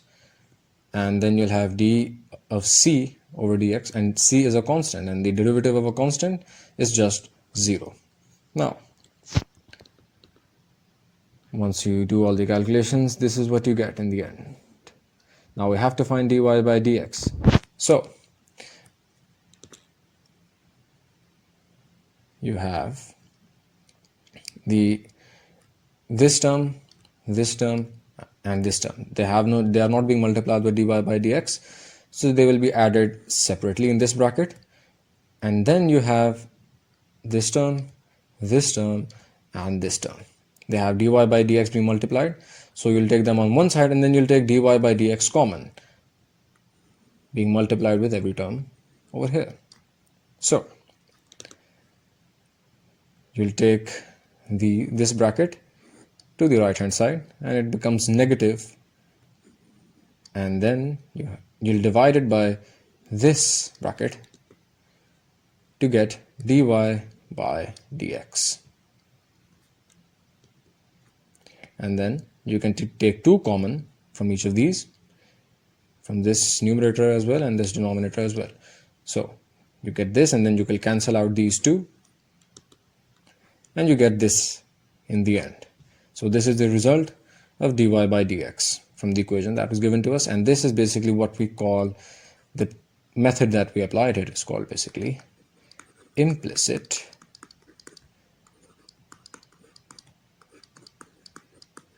differentiation.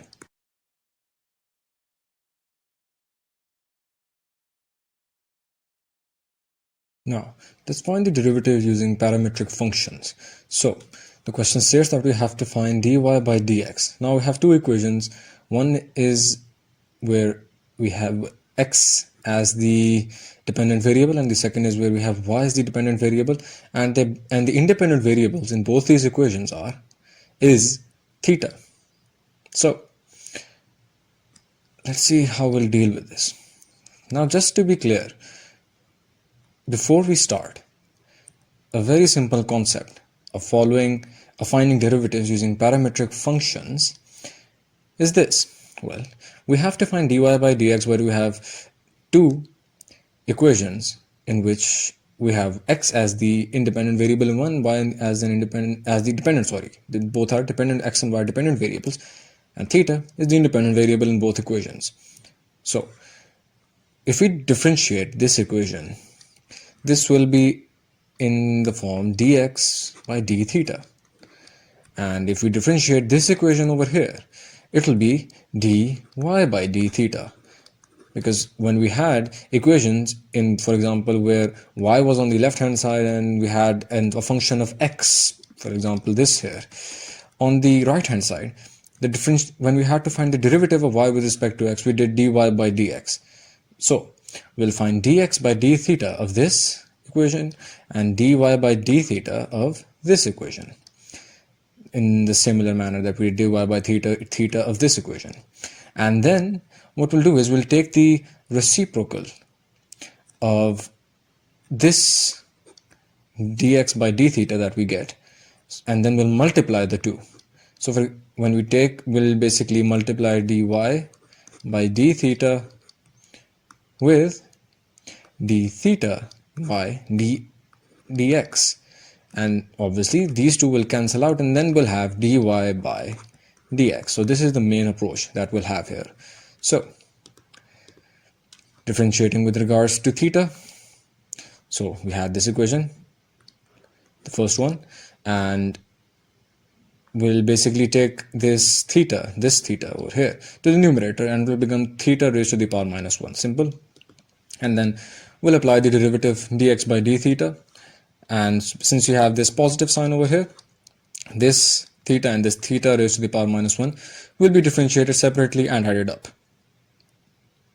So this theta is just 1, so d theta over d theta is just 1, and d of theta raised to the power minus 1 over d theta will become minus 1 into theta raised to the power minus 1, because as you remember, the original power minus 1 will be multiplied with the entire function, and this is why we have this minus 1 over here, and the power of theta will basically be subtracted by 1, which is why we're subtracting minus 1 from minus 1, and then this all will be multiplied with d theta over d theta, because we have this theta over here. The function is theta, and this just becomes 1 basically.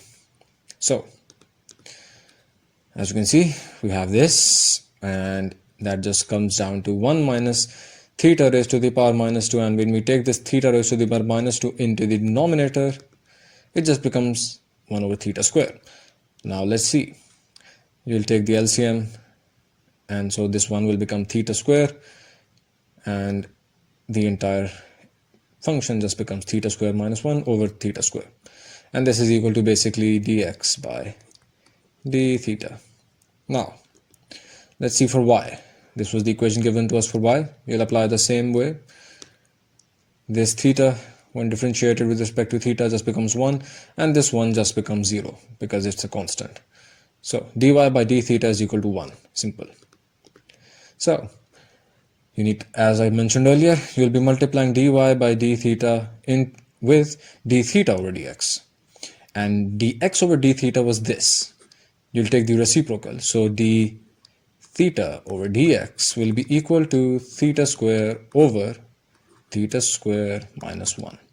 So 1 into theta square minus over theta square minus 1. This one comes from this one here, which is dy by d theta, and so theta square over theta square minus 1 is equal to dy by dx. Now let's differentiate with regards to x to the power 4. So the question states that we have to differentiate this function with regards to x raised to the power 4. Now we've dealt with dy by dx, but not x to the power 4 really. So how will we do this? Well, we'll let y be equal to this function, and now we'll have to find dy over dx to the power 4. We have to find basically this, d of x to the power 4. Now, how will we do that? Well, first let's just simplify this. When we take this x squared to the numerator, it becomes x raised to the power minus 2. So we have this now, and then we'll differentiate with regards to x. We'll find dy by dx first.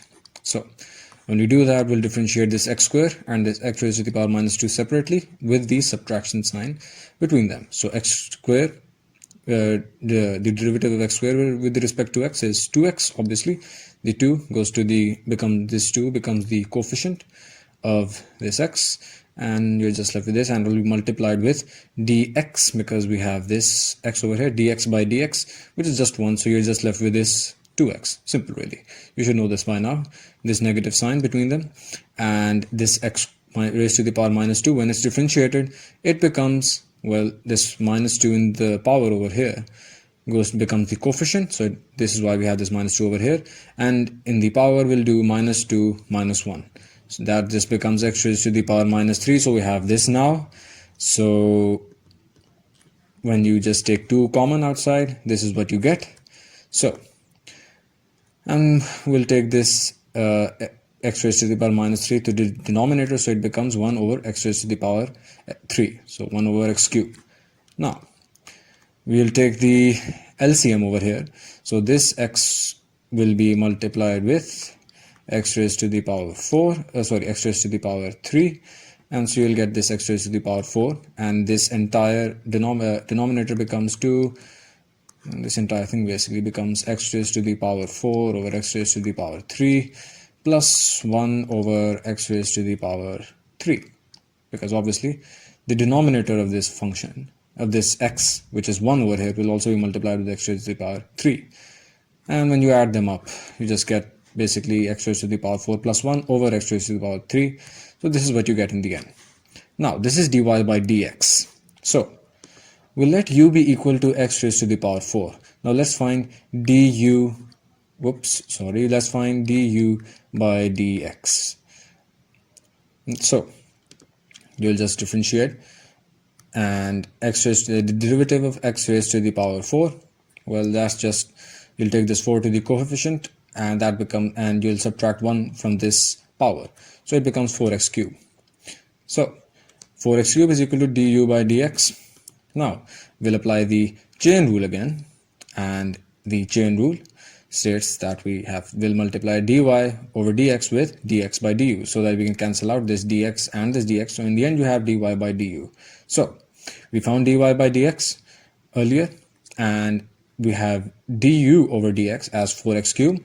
So dx over du will be 1 over 4x cubed, because we'll take the reciprocal. So you'll multiply them, and in the end you get this. So this is dy over du, or dy over dx to the power 4. So this is just dy over dx to the power 4.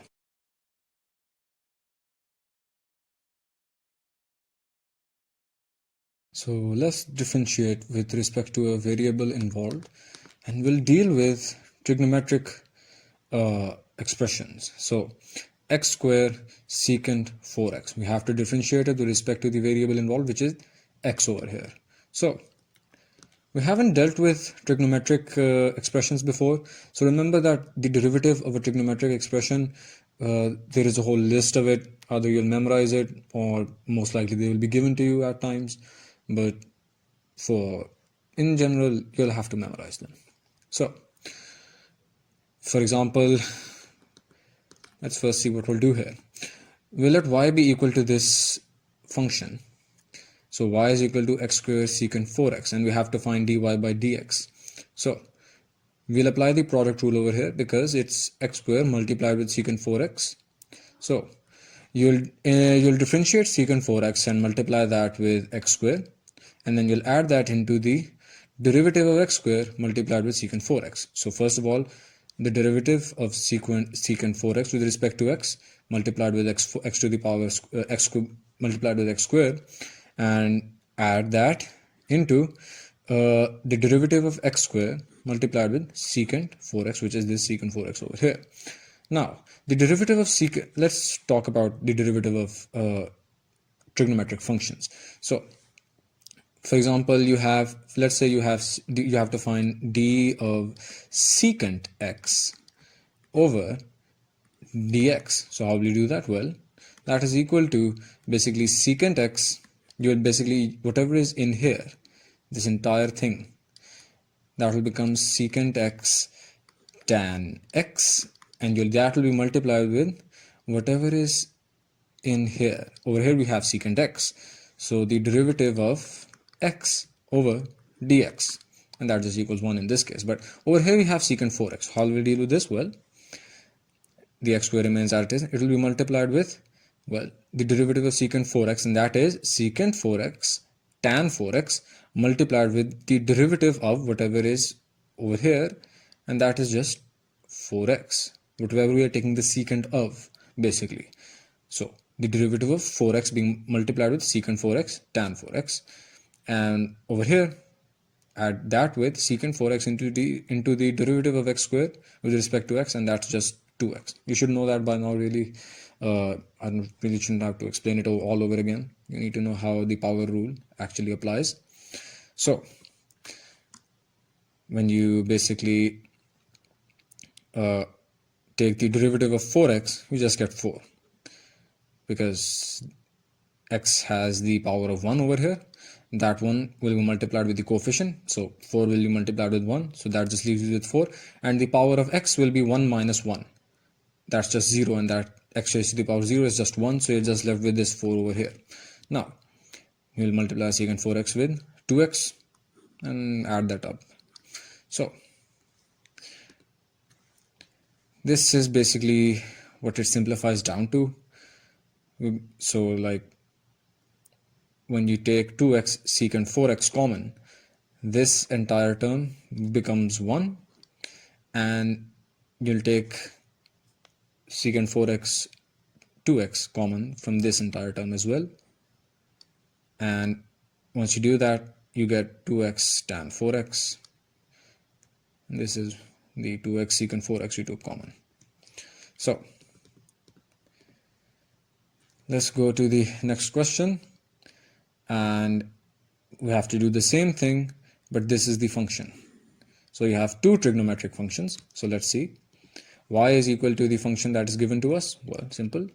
Differentiate with respect to x. So dy by dx, and since we have a positive sign over here, you can differentiate this separately and this separately and add them up.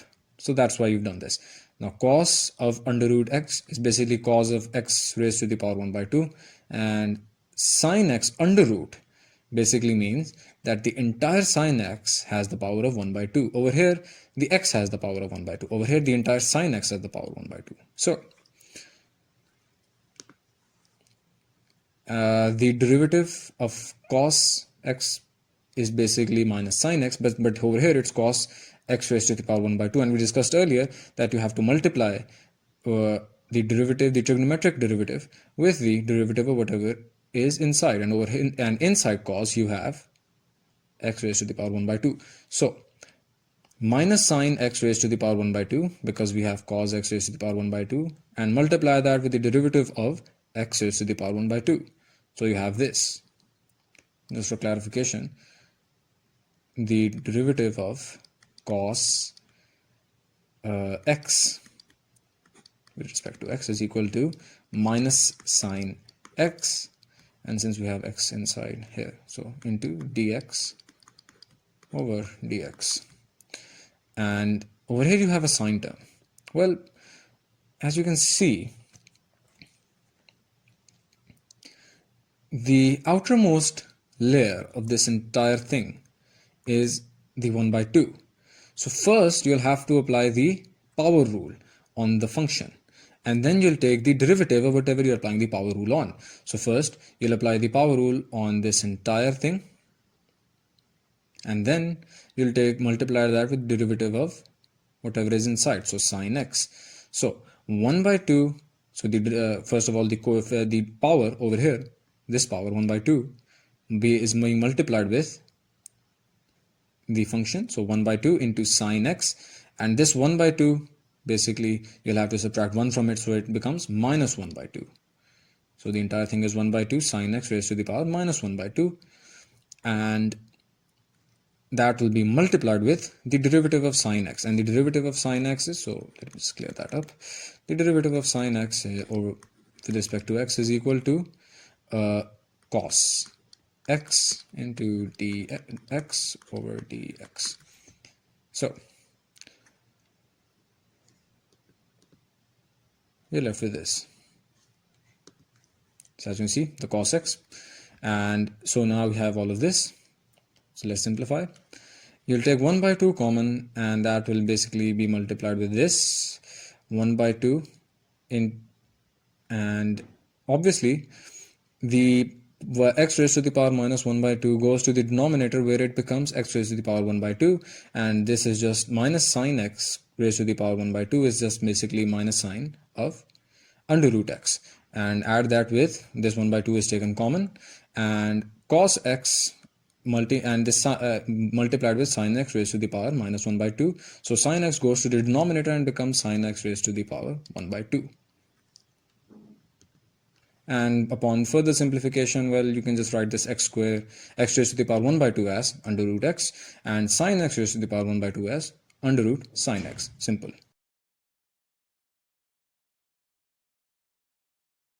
Now, this is a question that gets asked a lot in entrance examinations, and it confuses a lot of people, but it's really one of the most simplest questions you can get, and that's why I think it's important that I discuss it. Well, y is equal to this entire thing, basically under root tan x being added up with under root tan x being even further in the under root. So it's like a simple, very big line of this going on and on till infinity times. So this basically, this under root goes on till infinity, this under root goes on till infinity, and so forth. So how do we deal with this? Well, we have to prove over here, basically. Normally you'll get this, that you have to prove that it is equal to something. You have to prove that in this case d2y minus 1 into dy by dx is equal to secant square x. How will you do that? Well, this is the equation given to us. We'll square on both sides, and so now you have this.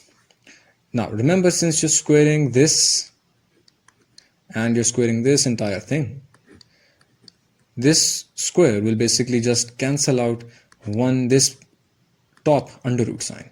So then you're just left with tan x added with this entire thing basically going all until infinity again. So, well, you can just write this down as y, because it is equal to y. Because see this is y, and that is just equal to whatever is here. What we squared just to get this singular tan x, and so now you have this form with no infinity in it. So now this becomes a bit simpler. Now you can easily prove this. The hard part is really just this one, which we've already done, because it's a bit more confusing. So you're left with this. Take this y to the left hand side, it becomes minus y, and now we'll differentiate with respect to x. The derivative of tan x is secant square x. Remember, again, I told you earlier that there are specific derivatives of trigonometric expressions, and this is one of them. You'll maybe have to memorize them. So when you derivate this side, this left hand side, obviously there's a subtraction sign between the two terms, so you'll differentiate them separately, this y square and this y, and then you'll basically subtract them from each other. So the derivative of y squared, as you know, this is not a term of x, it is a term of y. So it will basically become 2y into dy over dx. So that is what you have. And that will be subtracted from the derivative of y with respect to x. So that's just dy by dx. And you have the subtraction sign between them. And so you can take the dy by dx common, and you have this in the end. And hence it is proven. This is what we had to prove.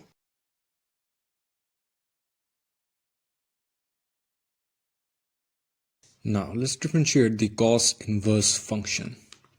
So we have this term and we have to differentiate it.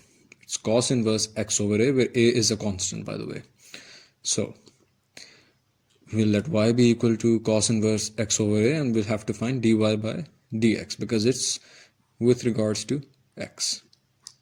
So we have dy by dx is equal to this, d of cos inverse x over a over dx. Now it's just like other functions that we've discussed, like trigonometric functions. This is just inverse trigonometric functions. What you're doing here, you have a specific way of finding the derivative of a cos inverse function, just like you have a specific way of finding the derivative of a sine function, a cos function, and similarly for cos inverse and sine inverse, tan inverse, whatever. So the way to solve this is that when you have to differentiate, for example, if you had just cos inverse of, say, x, and you have to derivate it, so d of cos inverse of x over dx, that would be equal to 1 minus 1 over under root 1 minus whatever is in here. So over here we just have x square into d of, again, whatever is in here. So over here it's x, so dx over dx, which just eventually turns into 1. But this is just to explain the concept of it, that what's the formula for cos inverse of x. And over here we have cos inverse of x over a. So we have minus 1, just like we have minus 1 over here. And in the denominator, under root 1 minus whatever is in here, squared. Over here we had x, the cos inverse of x, so x square. Over here we have cos inverse of x over a, so x over a whole square. And then you'll have to multiply that with the derivative of whatever is inside here in the brackets. And over here we have x over a, so the derivative of x over a. Now, once you actually simplify this under root, whatever is in this under root, you get this, a square minus x square over a. That's by taking the LCM, by the way. And the derivative of x over a is obviously 1 over a. I don't really have to explain the power rule again. If you have to know that, you have to refer to the previous videos. Now, this just becomes minus 1 over under root a square minus x square over a, because the under root sign is being, this under root sign is being applied on all of this, and it will apply separately on the numerator and the denominator. So this a square in the denominator will become a. And that's really just about it, honestly.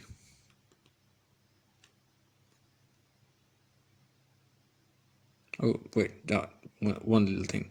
Since it's in the second denominator over here, you can cancel out this a and this a, and then you'll get basically this as the final answer. Now, let's find the first derivative of an exponential function. Now, just to make it absolutely clear how we'll do this, the derivative of, let's say we have the derivative of e to the power x over dx. Well, the derivative of this would just be e to the power x, and the derivative of whatever is in the power of e, and that's just x, so dx over dx, which just becomes 1. So in the end, you're just left with e to the power x. And so the derivative of e to the power x is just e to the power x. But let's see if it gets more complicated. Find f inverse of x, and that's just another way of just saying derivate the function with respect to x, since it is a function of x. So the function of x is e raised to the power under root x minus 1. So the solution. Well, we'll differentiate the function with respect to x, and this is what will happen. First of all, you'll have to write down the function that you're derivating, the exponential function that you're derivating, exactly as it is, and then you'll multiply that with the derivative of whatever is in the power. So the derivative of under root x minus 1. So what is the derivative of under root x minus 1? Well, you'll apply the power rule, and that just gives you x raised to the power 1 by 2 minus 1. And wait, that's just a simplification. Under root x can be written down as x raised to the power 1 by 2, and you'll take the power rule states that you'll take the 1 by 2 in the power as the coefficient, and then you'll subtract 1 from the power. And since you're differentiating this term and this term separately with the negative sign in between them, when you derivate this 1, it's a constant, so it'll just give you 0 and the negative sign in between.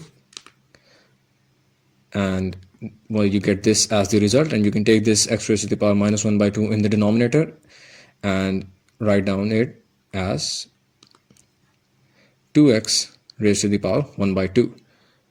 And so this is how you'll basically solve this. The power rule is explained earlier. I just had to tell you that how you'll deal with an exponential function. Remember, write down the exponential function as it is and then multiply it with the derivative of whatever is in the power.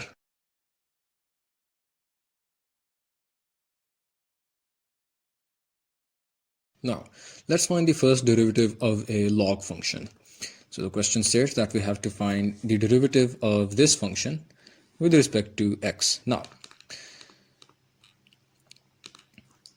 you can see that you can write this under root sign down as 1 power 1 by 2. And once you apply a derivative, since this 1 by 2 power is being applied on everything inside, this will be, the power rule will be applied first on this. Remember that the outside most thing that is happening, you'll apply that rule first. So you'll first apply the power rule, and the power rule states that once you're done with the power rule, of course you'll take this 1 by 2 as a coefficient and then subtract 1 from it. And once you do that, you'll have to differentiate whatever is inside the power. So this result, once you apply the power rule, you'll multiply that with the derivative of this. Let's see what happens. So you've taken this 1 by 2 and then you've written down the function and subtracted 1 from the power. And now you're multiplying all of this with the derivative of whatever is inside the power. So ln of e raised to the power 2x plus e raised to the power minus 2x. So that is what we're doing here. Now, how will you differentiate a log function? Well, this is how you do it. Whatever is inside the log, basically what you'll do is you'll write down whatever is in the log function in the numerator, in the denominator. And in the numerator, you'll have 1. So for example, if you had ln of, let's say, 2x, how would you do this? Well, that would be equal to 1 over 2x into d of whatever is inside the ln function. So over here we have 2x. So d of 2x over dx. And that's what we've done here. 1 over whatever is inside the ln term, so this, and then differentiate whatever is inside the ln term. So that's e raised to the power 2x plus e raised to the power minus 2x. So obviously there is a addition sign, so you'll differentiate this exponential term first and this exponential term later. So once you've done that, you can see we're derivating e raised to the power 2x, and we're also derivating e raised to the power minus 2x with an addition sign between them. Now, remember how we actually differentiated exponential terms. Well, this is how you did it. See, e raised to the power 2x written down as it is, and then multiplied with whatever is in the power of the exponential function, and that's 2x. So d of 2x by dx, and then add that to e raised to the power minus 2x, the exponential term written down as it is, and multiply that with the derivative of whatever is the power of the exponential function, and that's minus 2x. So d of minus 2x over dx. So you can see that we've actually applied three laws separately in terms of the highest priority. The power rule first, since the 1 by 2 power is highest priority, and then the second priority is the ln term, so the derivative of the logarithm, the logarithmic derivatives, that is applied second, and then we've applied the exponential derivatives. So you can see that upon simplification, the derivative of 2x with respect to x is 2, and the derivative of minus 2x is minus 2. That's again the power rule being applied. So once you take the 2 common, you can do this. You can cancel out this 2, and you can cancel out this 2. And in the end, you just get this.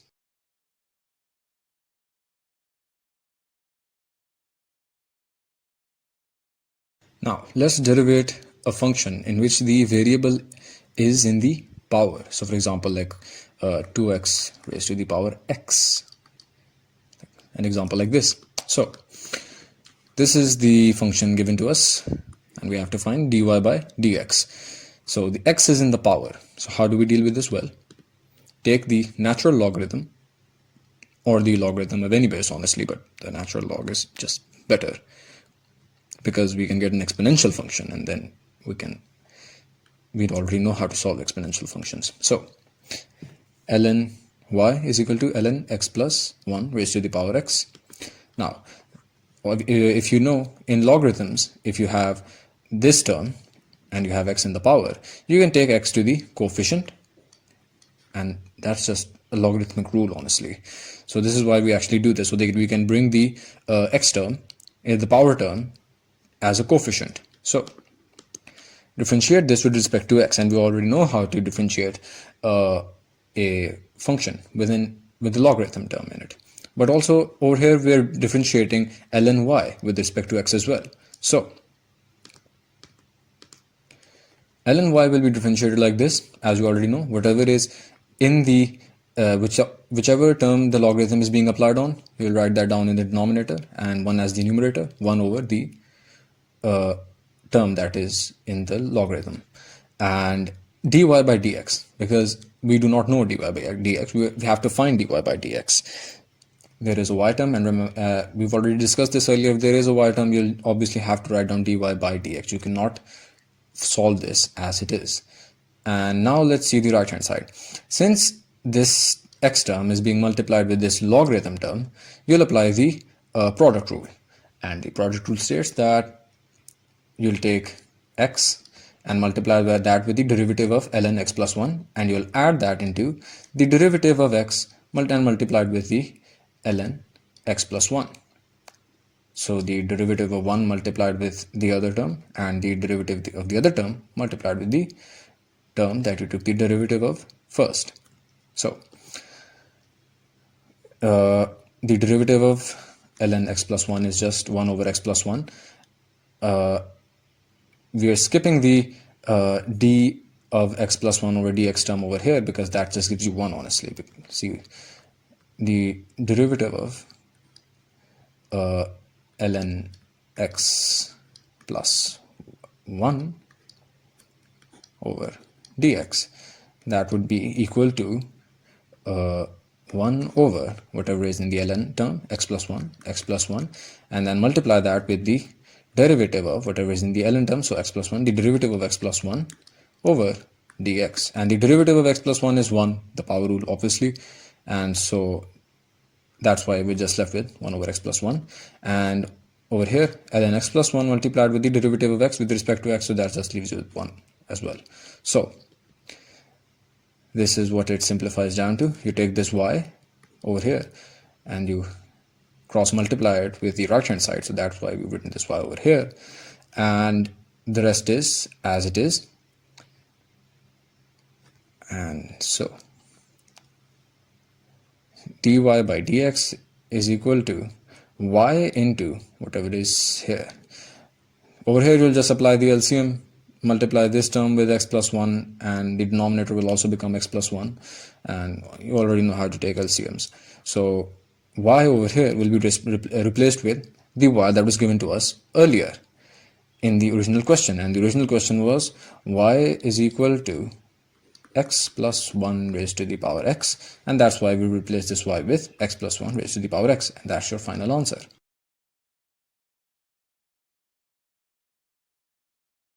Now let's derivate hyperbolic functions. For example, you have this as your first question, y is equal to cos hyperbolic 2x. Now find dy by dx. Well, just like sine functions and cos functions, trigonometric, inverse trigonometric functions, you'll be given you'll not be given, well, you have a whole formula of this, but just to make things easier, the derivative of cosecant hyperbolic x is equal to sine hyperbolic x. Just like the derivative of sine x is equal to cos x, just like that, you have a specific derivative, and that's sine hyperbolic x. And this is you'll also multiply this with whatever the derivative of whatever is inside here, just like you did in sine and cos. So dx by dx, which is just equal to 1, which is why we haven't written that over here. But over here we have cosecant hyperbolic 2x. So that is equal to sine hyperbolic 2x multiplied with the derivative of whatever is inside here, and that's 2x. So the derivative of 2x is 2. So in the end, you're just left with 2 sine hyperbolic 2x. Now let's see a more complicated question. Well, this is ln tan hyperbolic x. So we have to find dy by dx. Remember, the ln term is in a priority. So if we will first apply the logarithmic derivative on this. And the logarithmic derivative states that the logarithm of basically whatever is inside the logarithmic function, that will be in the denominator of 1 over whatever it is. So for example, over here, 1 over tan hyperbolic x. So, and that will be multiplied with the derivative of tan hyperbolic x. So that's what we've done here. And now we'll apply the derivative of tan hyperbolic x, which states, and that's just secant hyperbolic square x. And that will, again, whatever is inside over here, that will be derivated as well and multiplied, but dx over dx is just 1, so we haven't written that down. You should know that by now. So you can write down tan hyperbolic x as basically equal to sine hyperbolic x over cos hyperbolic x, just like tan x is equal to sine x over cos x, similar system. But over here we're taking the reciprocal of it, which is why the cos hyperbolic term is in the numerator and the sine hyperbolic is in the denominator. Now, you can basically just write this down like this, and then you'll apply the trigonometric formula, in which states that 2 sine hyperbolic x in cos hyperbolic x is equal to sine hyperbolic 2x, just like 2 sine x cos x is equal to sine 2x, similar system.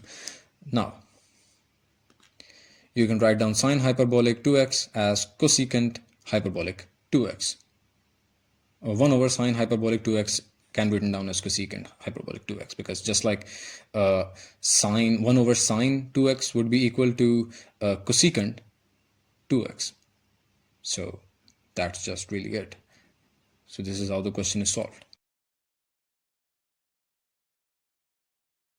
Now this will just be a very short video because we're discussing the second derivative of a function, and that just basically means you'll have to find d square y over dx square, and that just seems a bit hard to understand, but that just basically means you'll have to find two derivatives of the same function. So you'll first find the first derivative of a function, and then you'll find the derivative of the result. So for example, you have to find y2, or the second derivative of this function.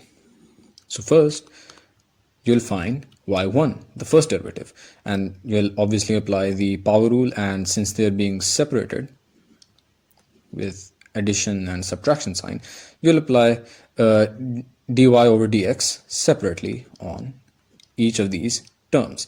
So obviously 2x raised to the power 5, that just equals 2 into 5 into x raised to the power 5 minus 1, so 4. and you'll apply the power rule similarly for every single one. This is a constant, this 2 is a constant, so it'll just become 0 over here. So now this is the first derivative, and now the second derivative. You'll apply the same method on this y1, and again subtraction and addition signs and power rule on each of these terms, and that just gives you this as the result. The final result being this. So this is just very simple. Whenever someone tells you to find the second derivative of a function, derivate it first, and whatever you get as the answer, derivate that, and then whatever that gives you, that is the second derivative of the original function.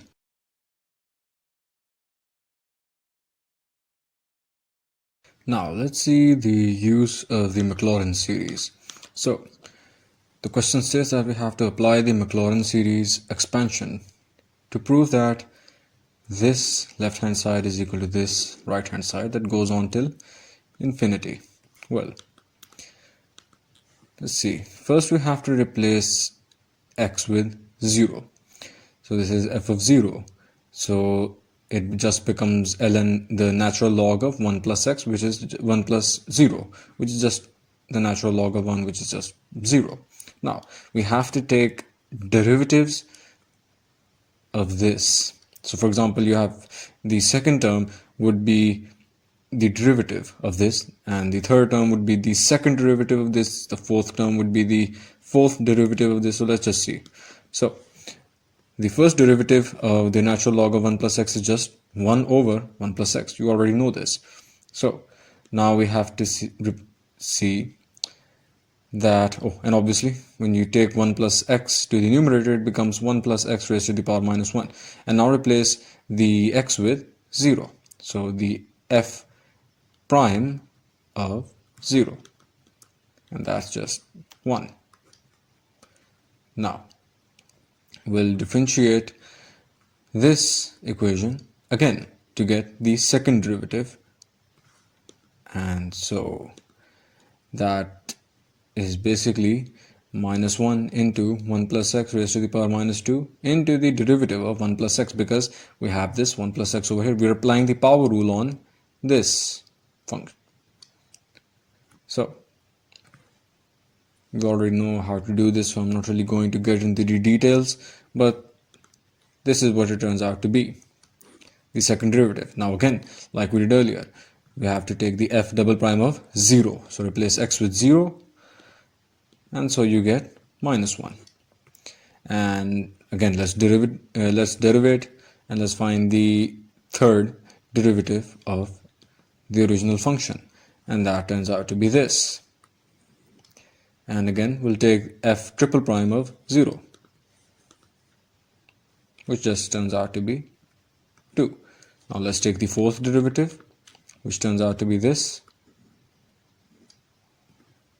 and oops, sorry, not this.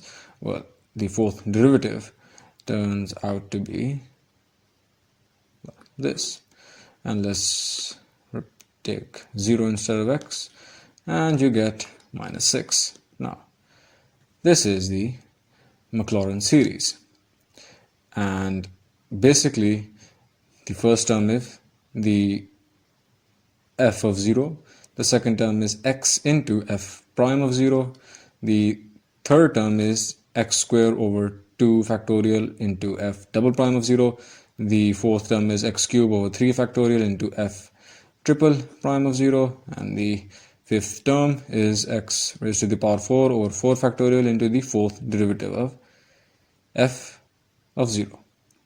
So you can see the trajectory over here. So basically the f terms are just being, well, the derivatives are increasing, and they're also being multiplied with x from the second term onward, x raised to the power, well, raised to the increasing power of x, and also the denominator, obviously over here you have 1 factorial basically divided by 1 factorial, but 1 factorial is just 1 really, so it doesn't really matter. But afterwards, the denominator, you have increasing factorials. So this is how it's proven. So this is what you had. And now you remember that we found the values of f of 0, f prime of 0, double prime of 0, and the others. And so you'll replace those values which we found earlier.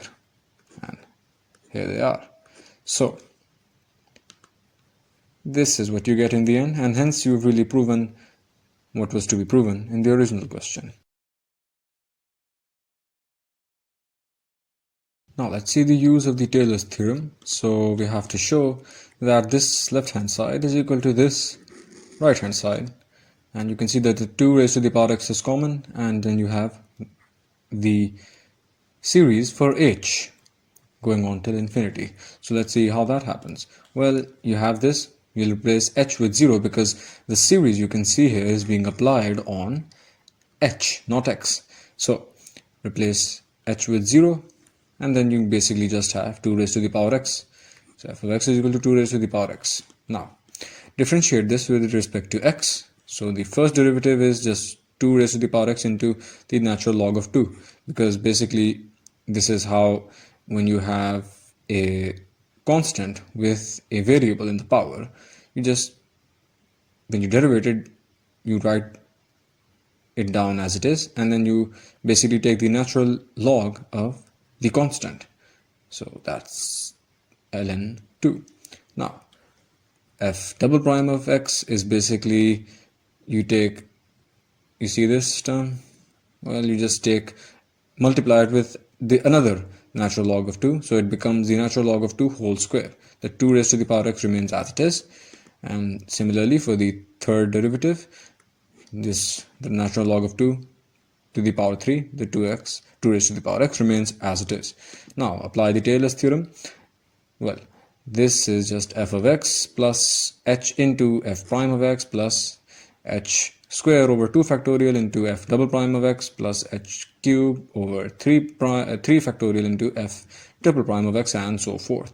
For example, the fourth term would just be basically h to the power 4 over 4 factorial into f, the fourth derivative of f of x. So, and then so forth and so forth. You can see the pattern here, and so you see the left hand side is just the original function, and f of x was equal to 2 raised to the power x h into f prime of x. F prime of x was 2 raised to the power x into the natural log of 2, and then you have this, you replace f double prime of x with what we found earlier, 2 raised to the power x into the natural log of 2 whole square, and so forth and so forth. You can see that f triple prime of x was equal to this, as you can see over here, and so forth and so forth. So for example, the fourth would be h raised to the power 4 over 4 factorial into 2 raised to the power x, and the natural log of 2 raised to the power 4. Well, this is how you proved it. And then you can take 2 raised to the power x common from each and every term, because, well, it can be taken common, and then you have basically the right hand side that was to be proven.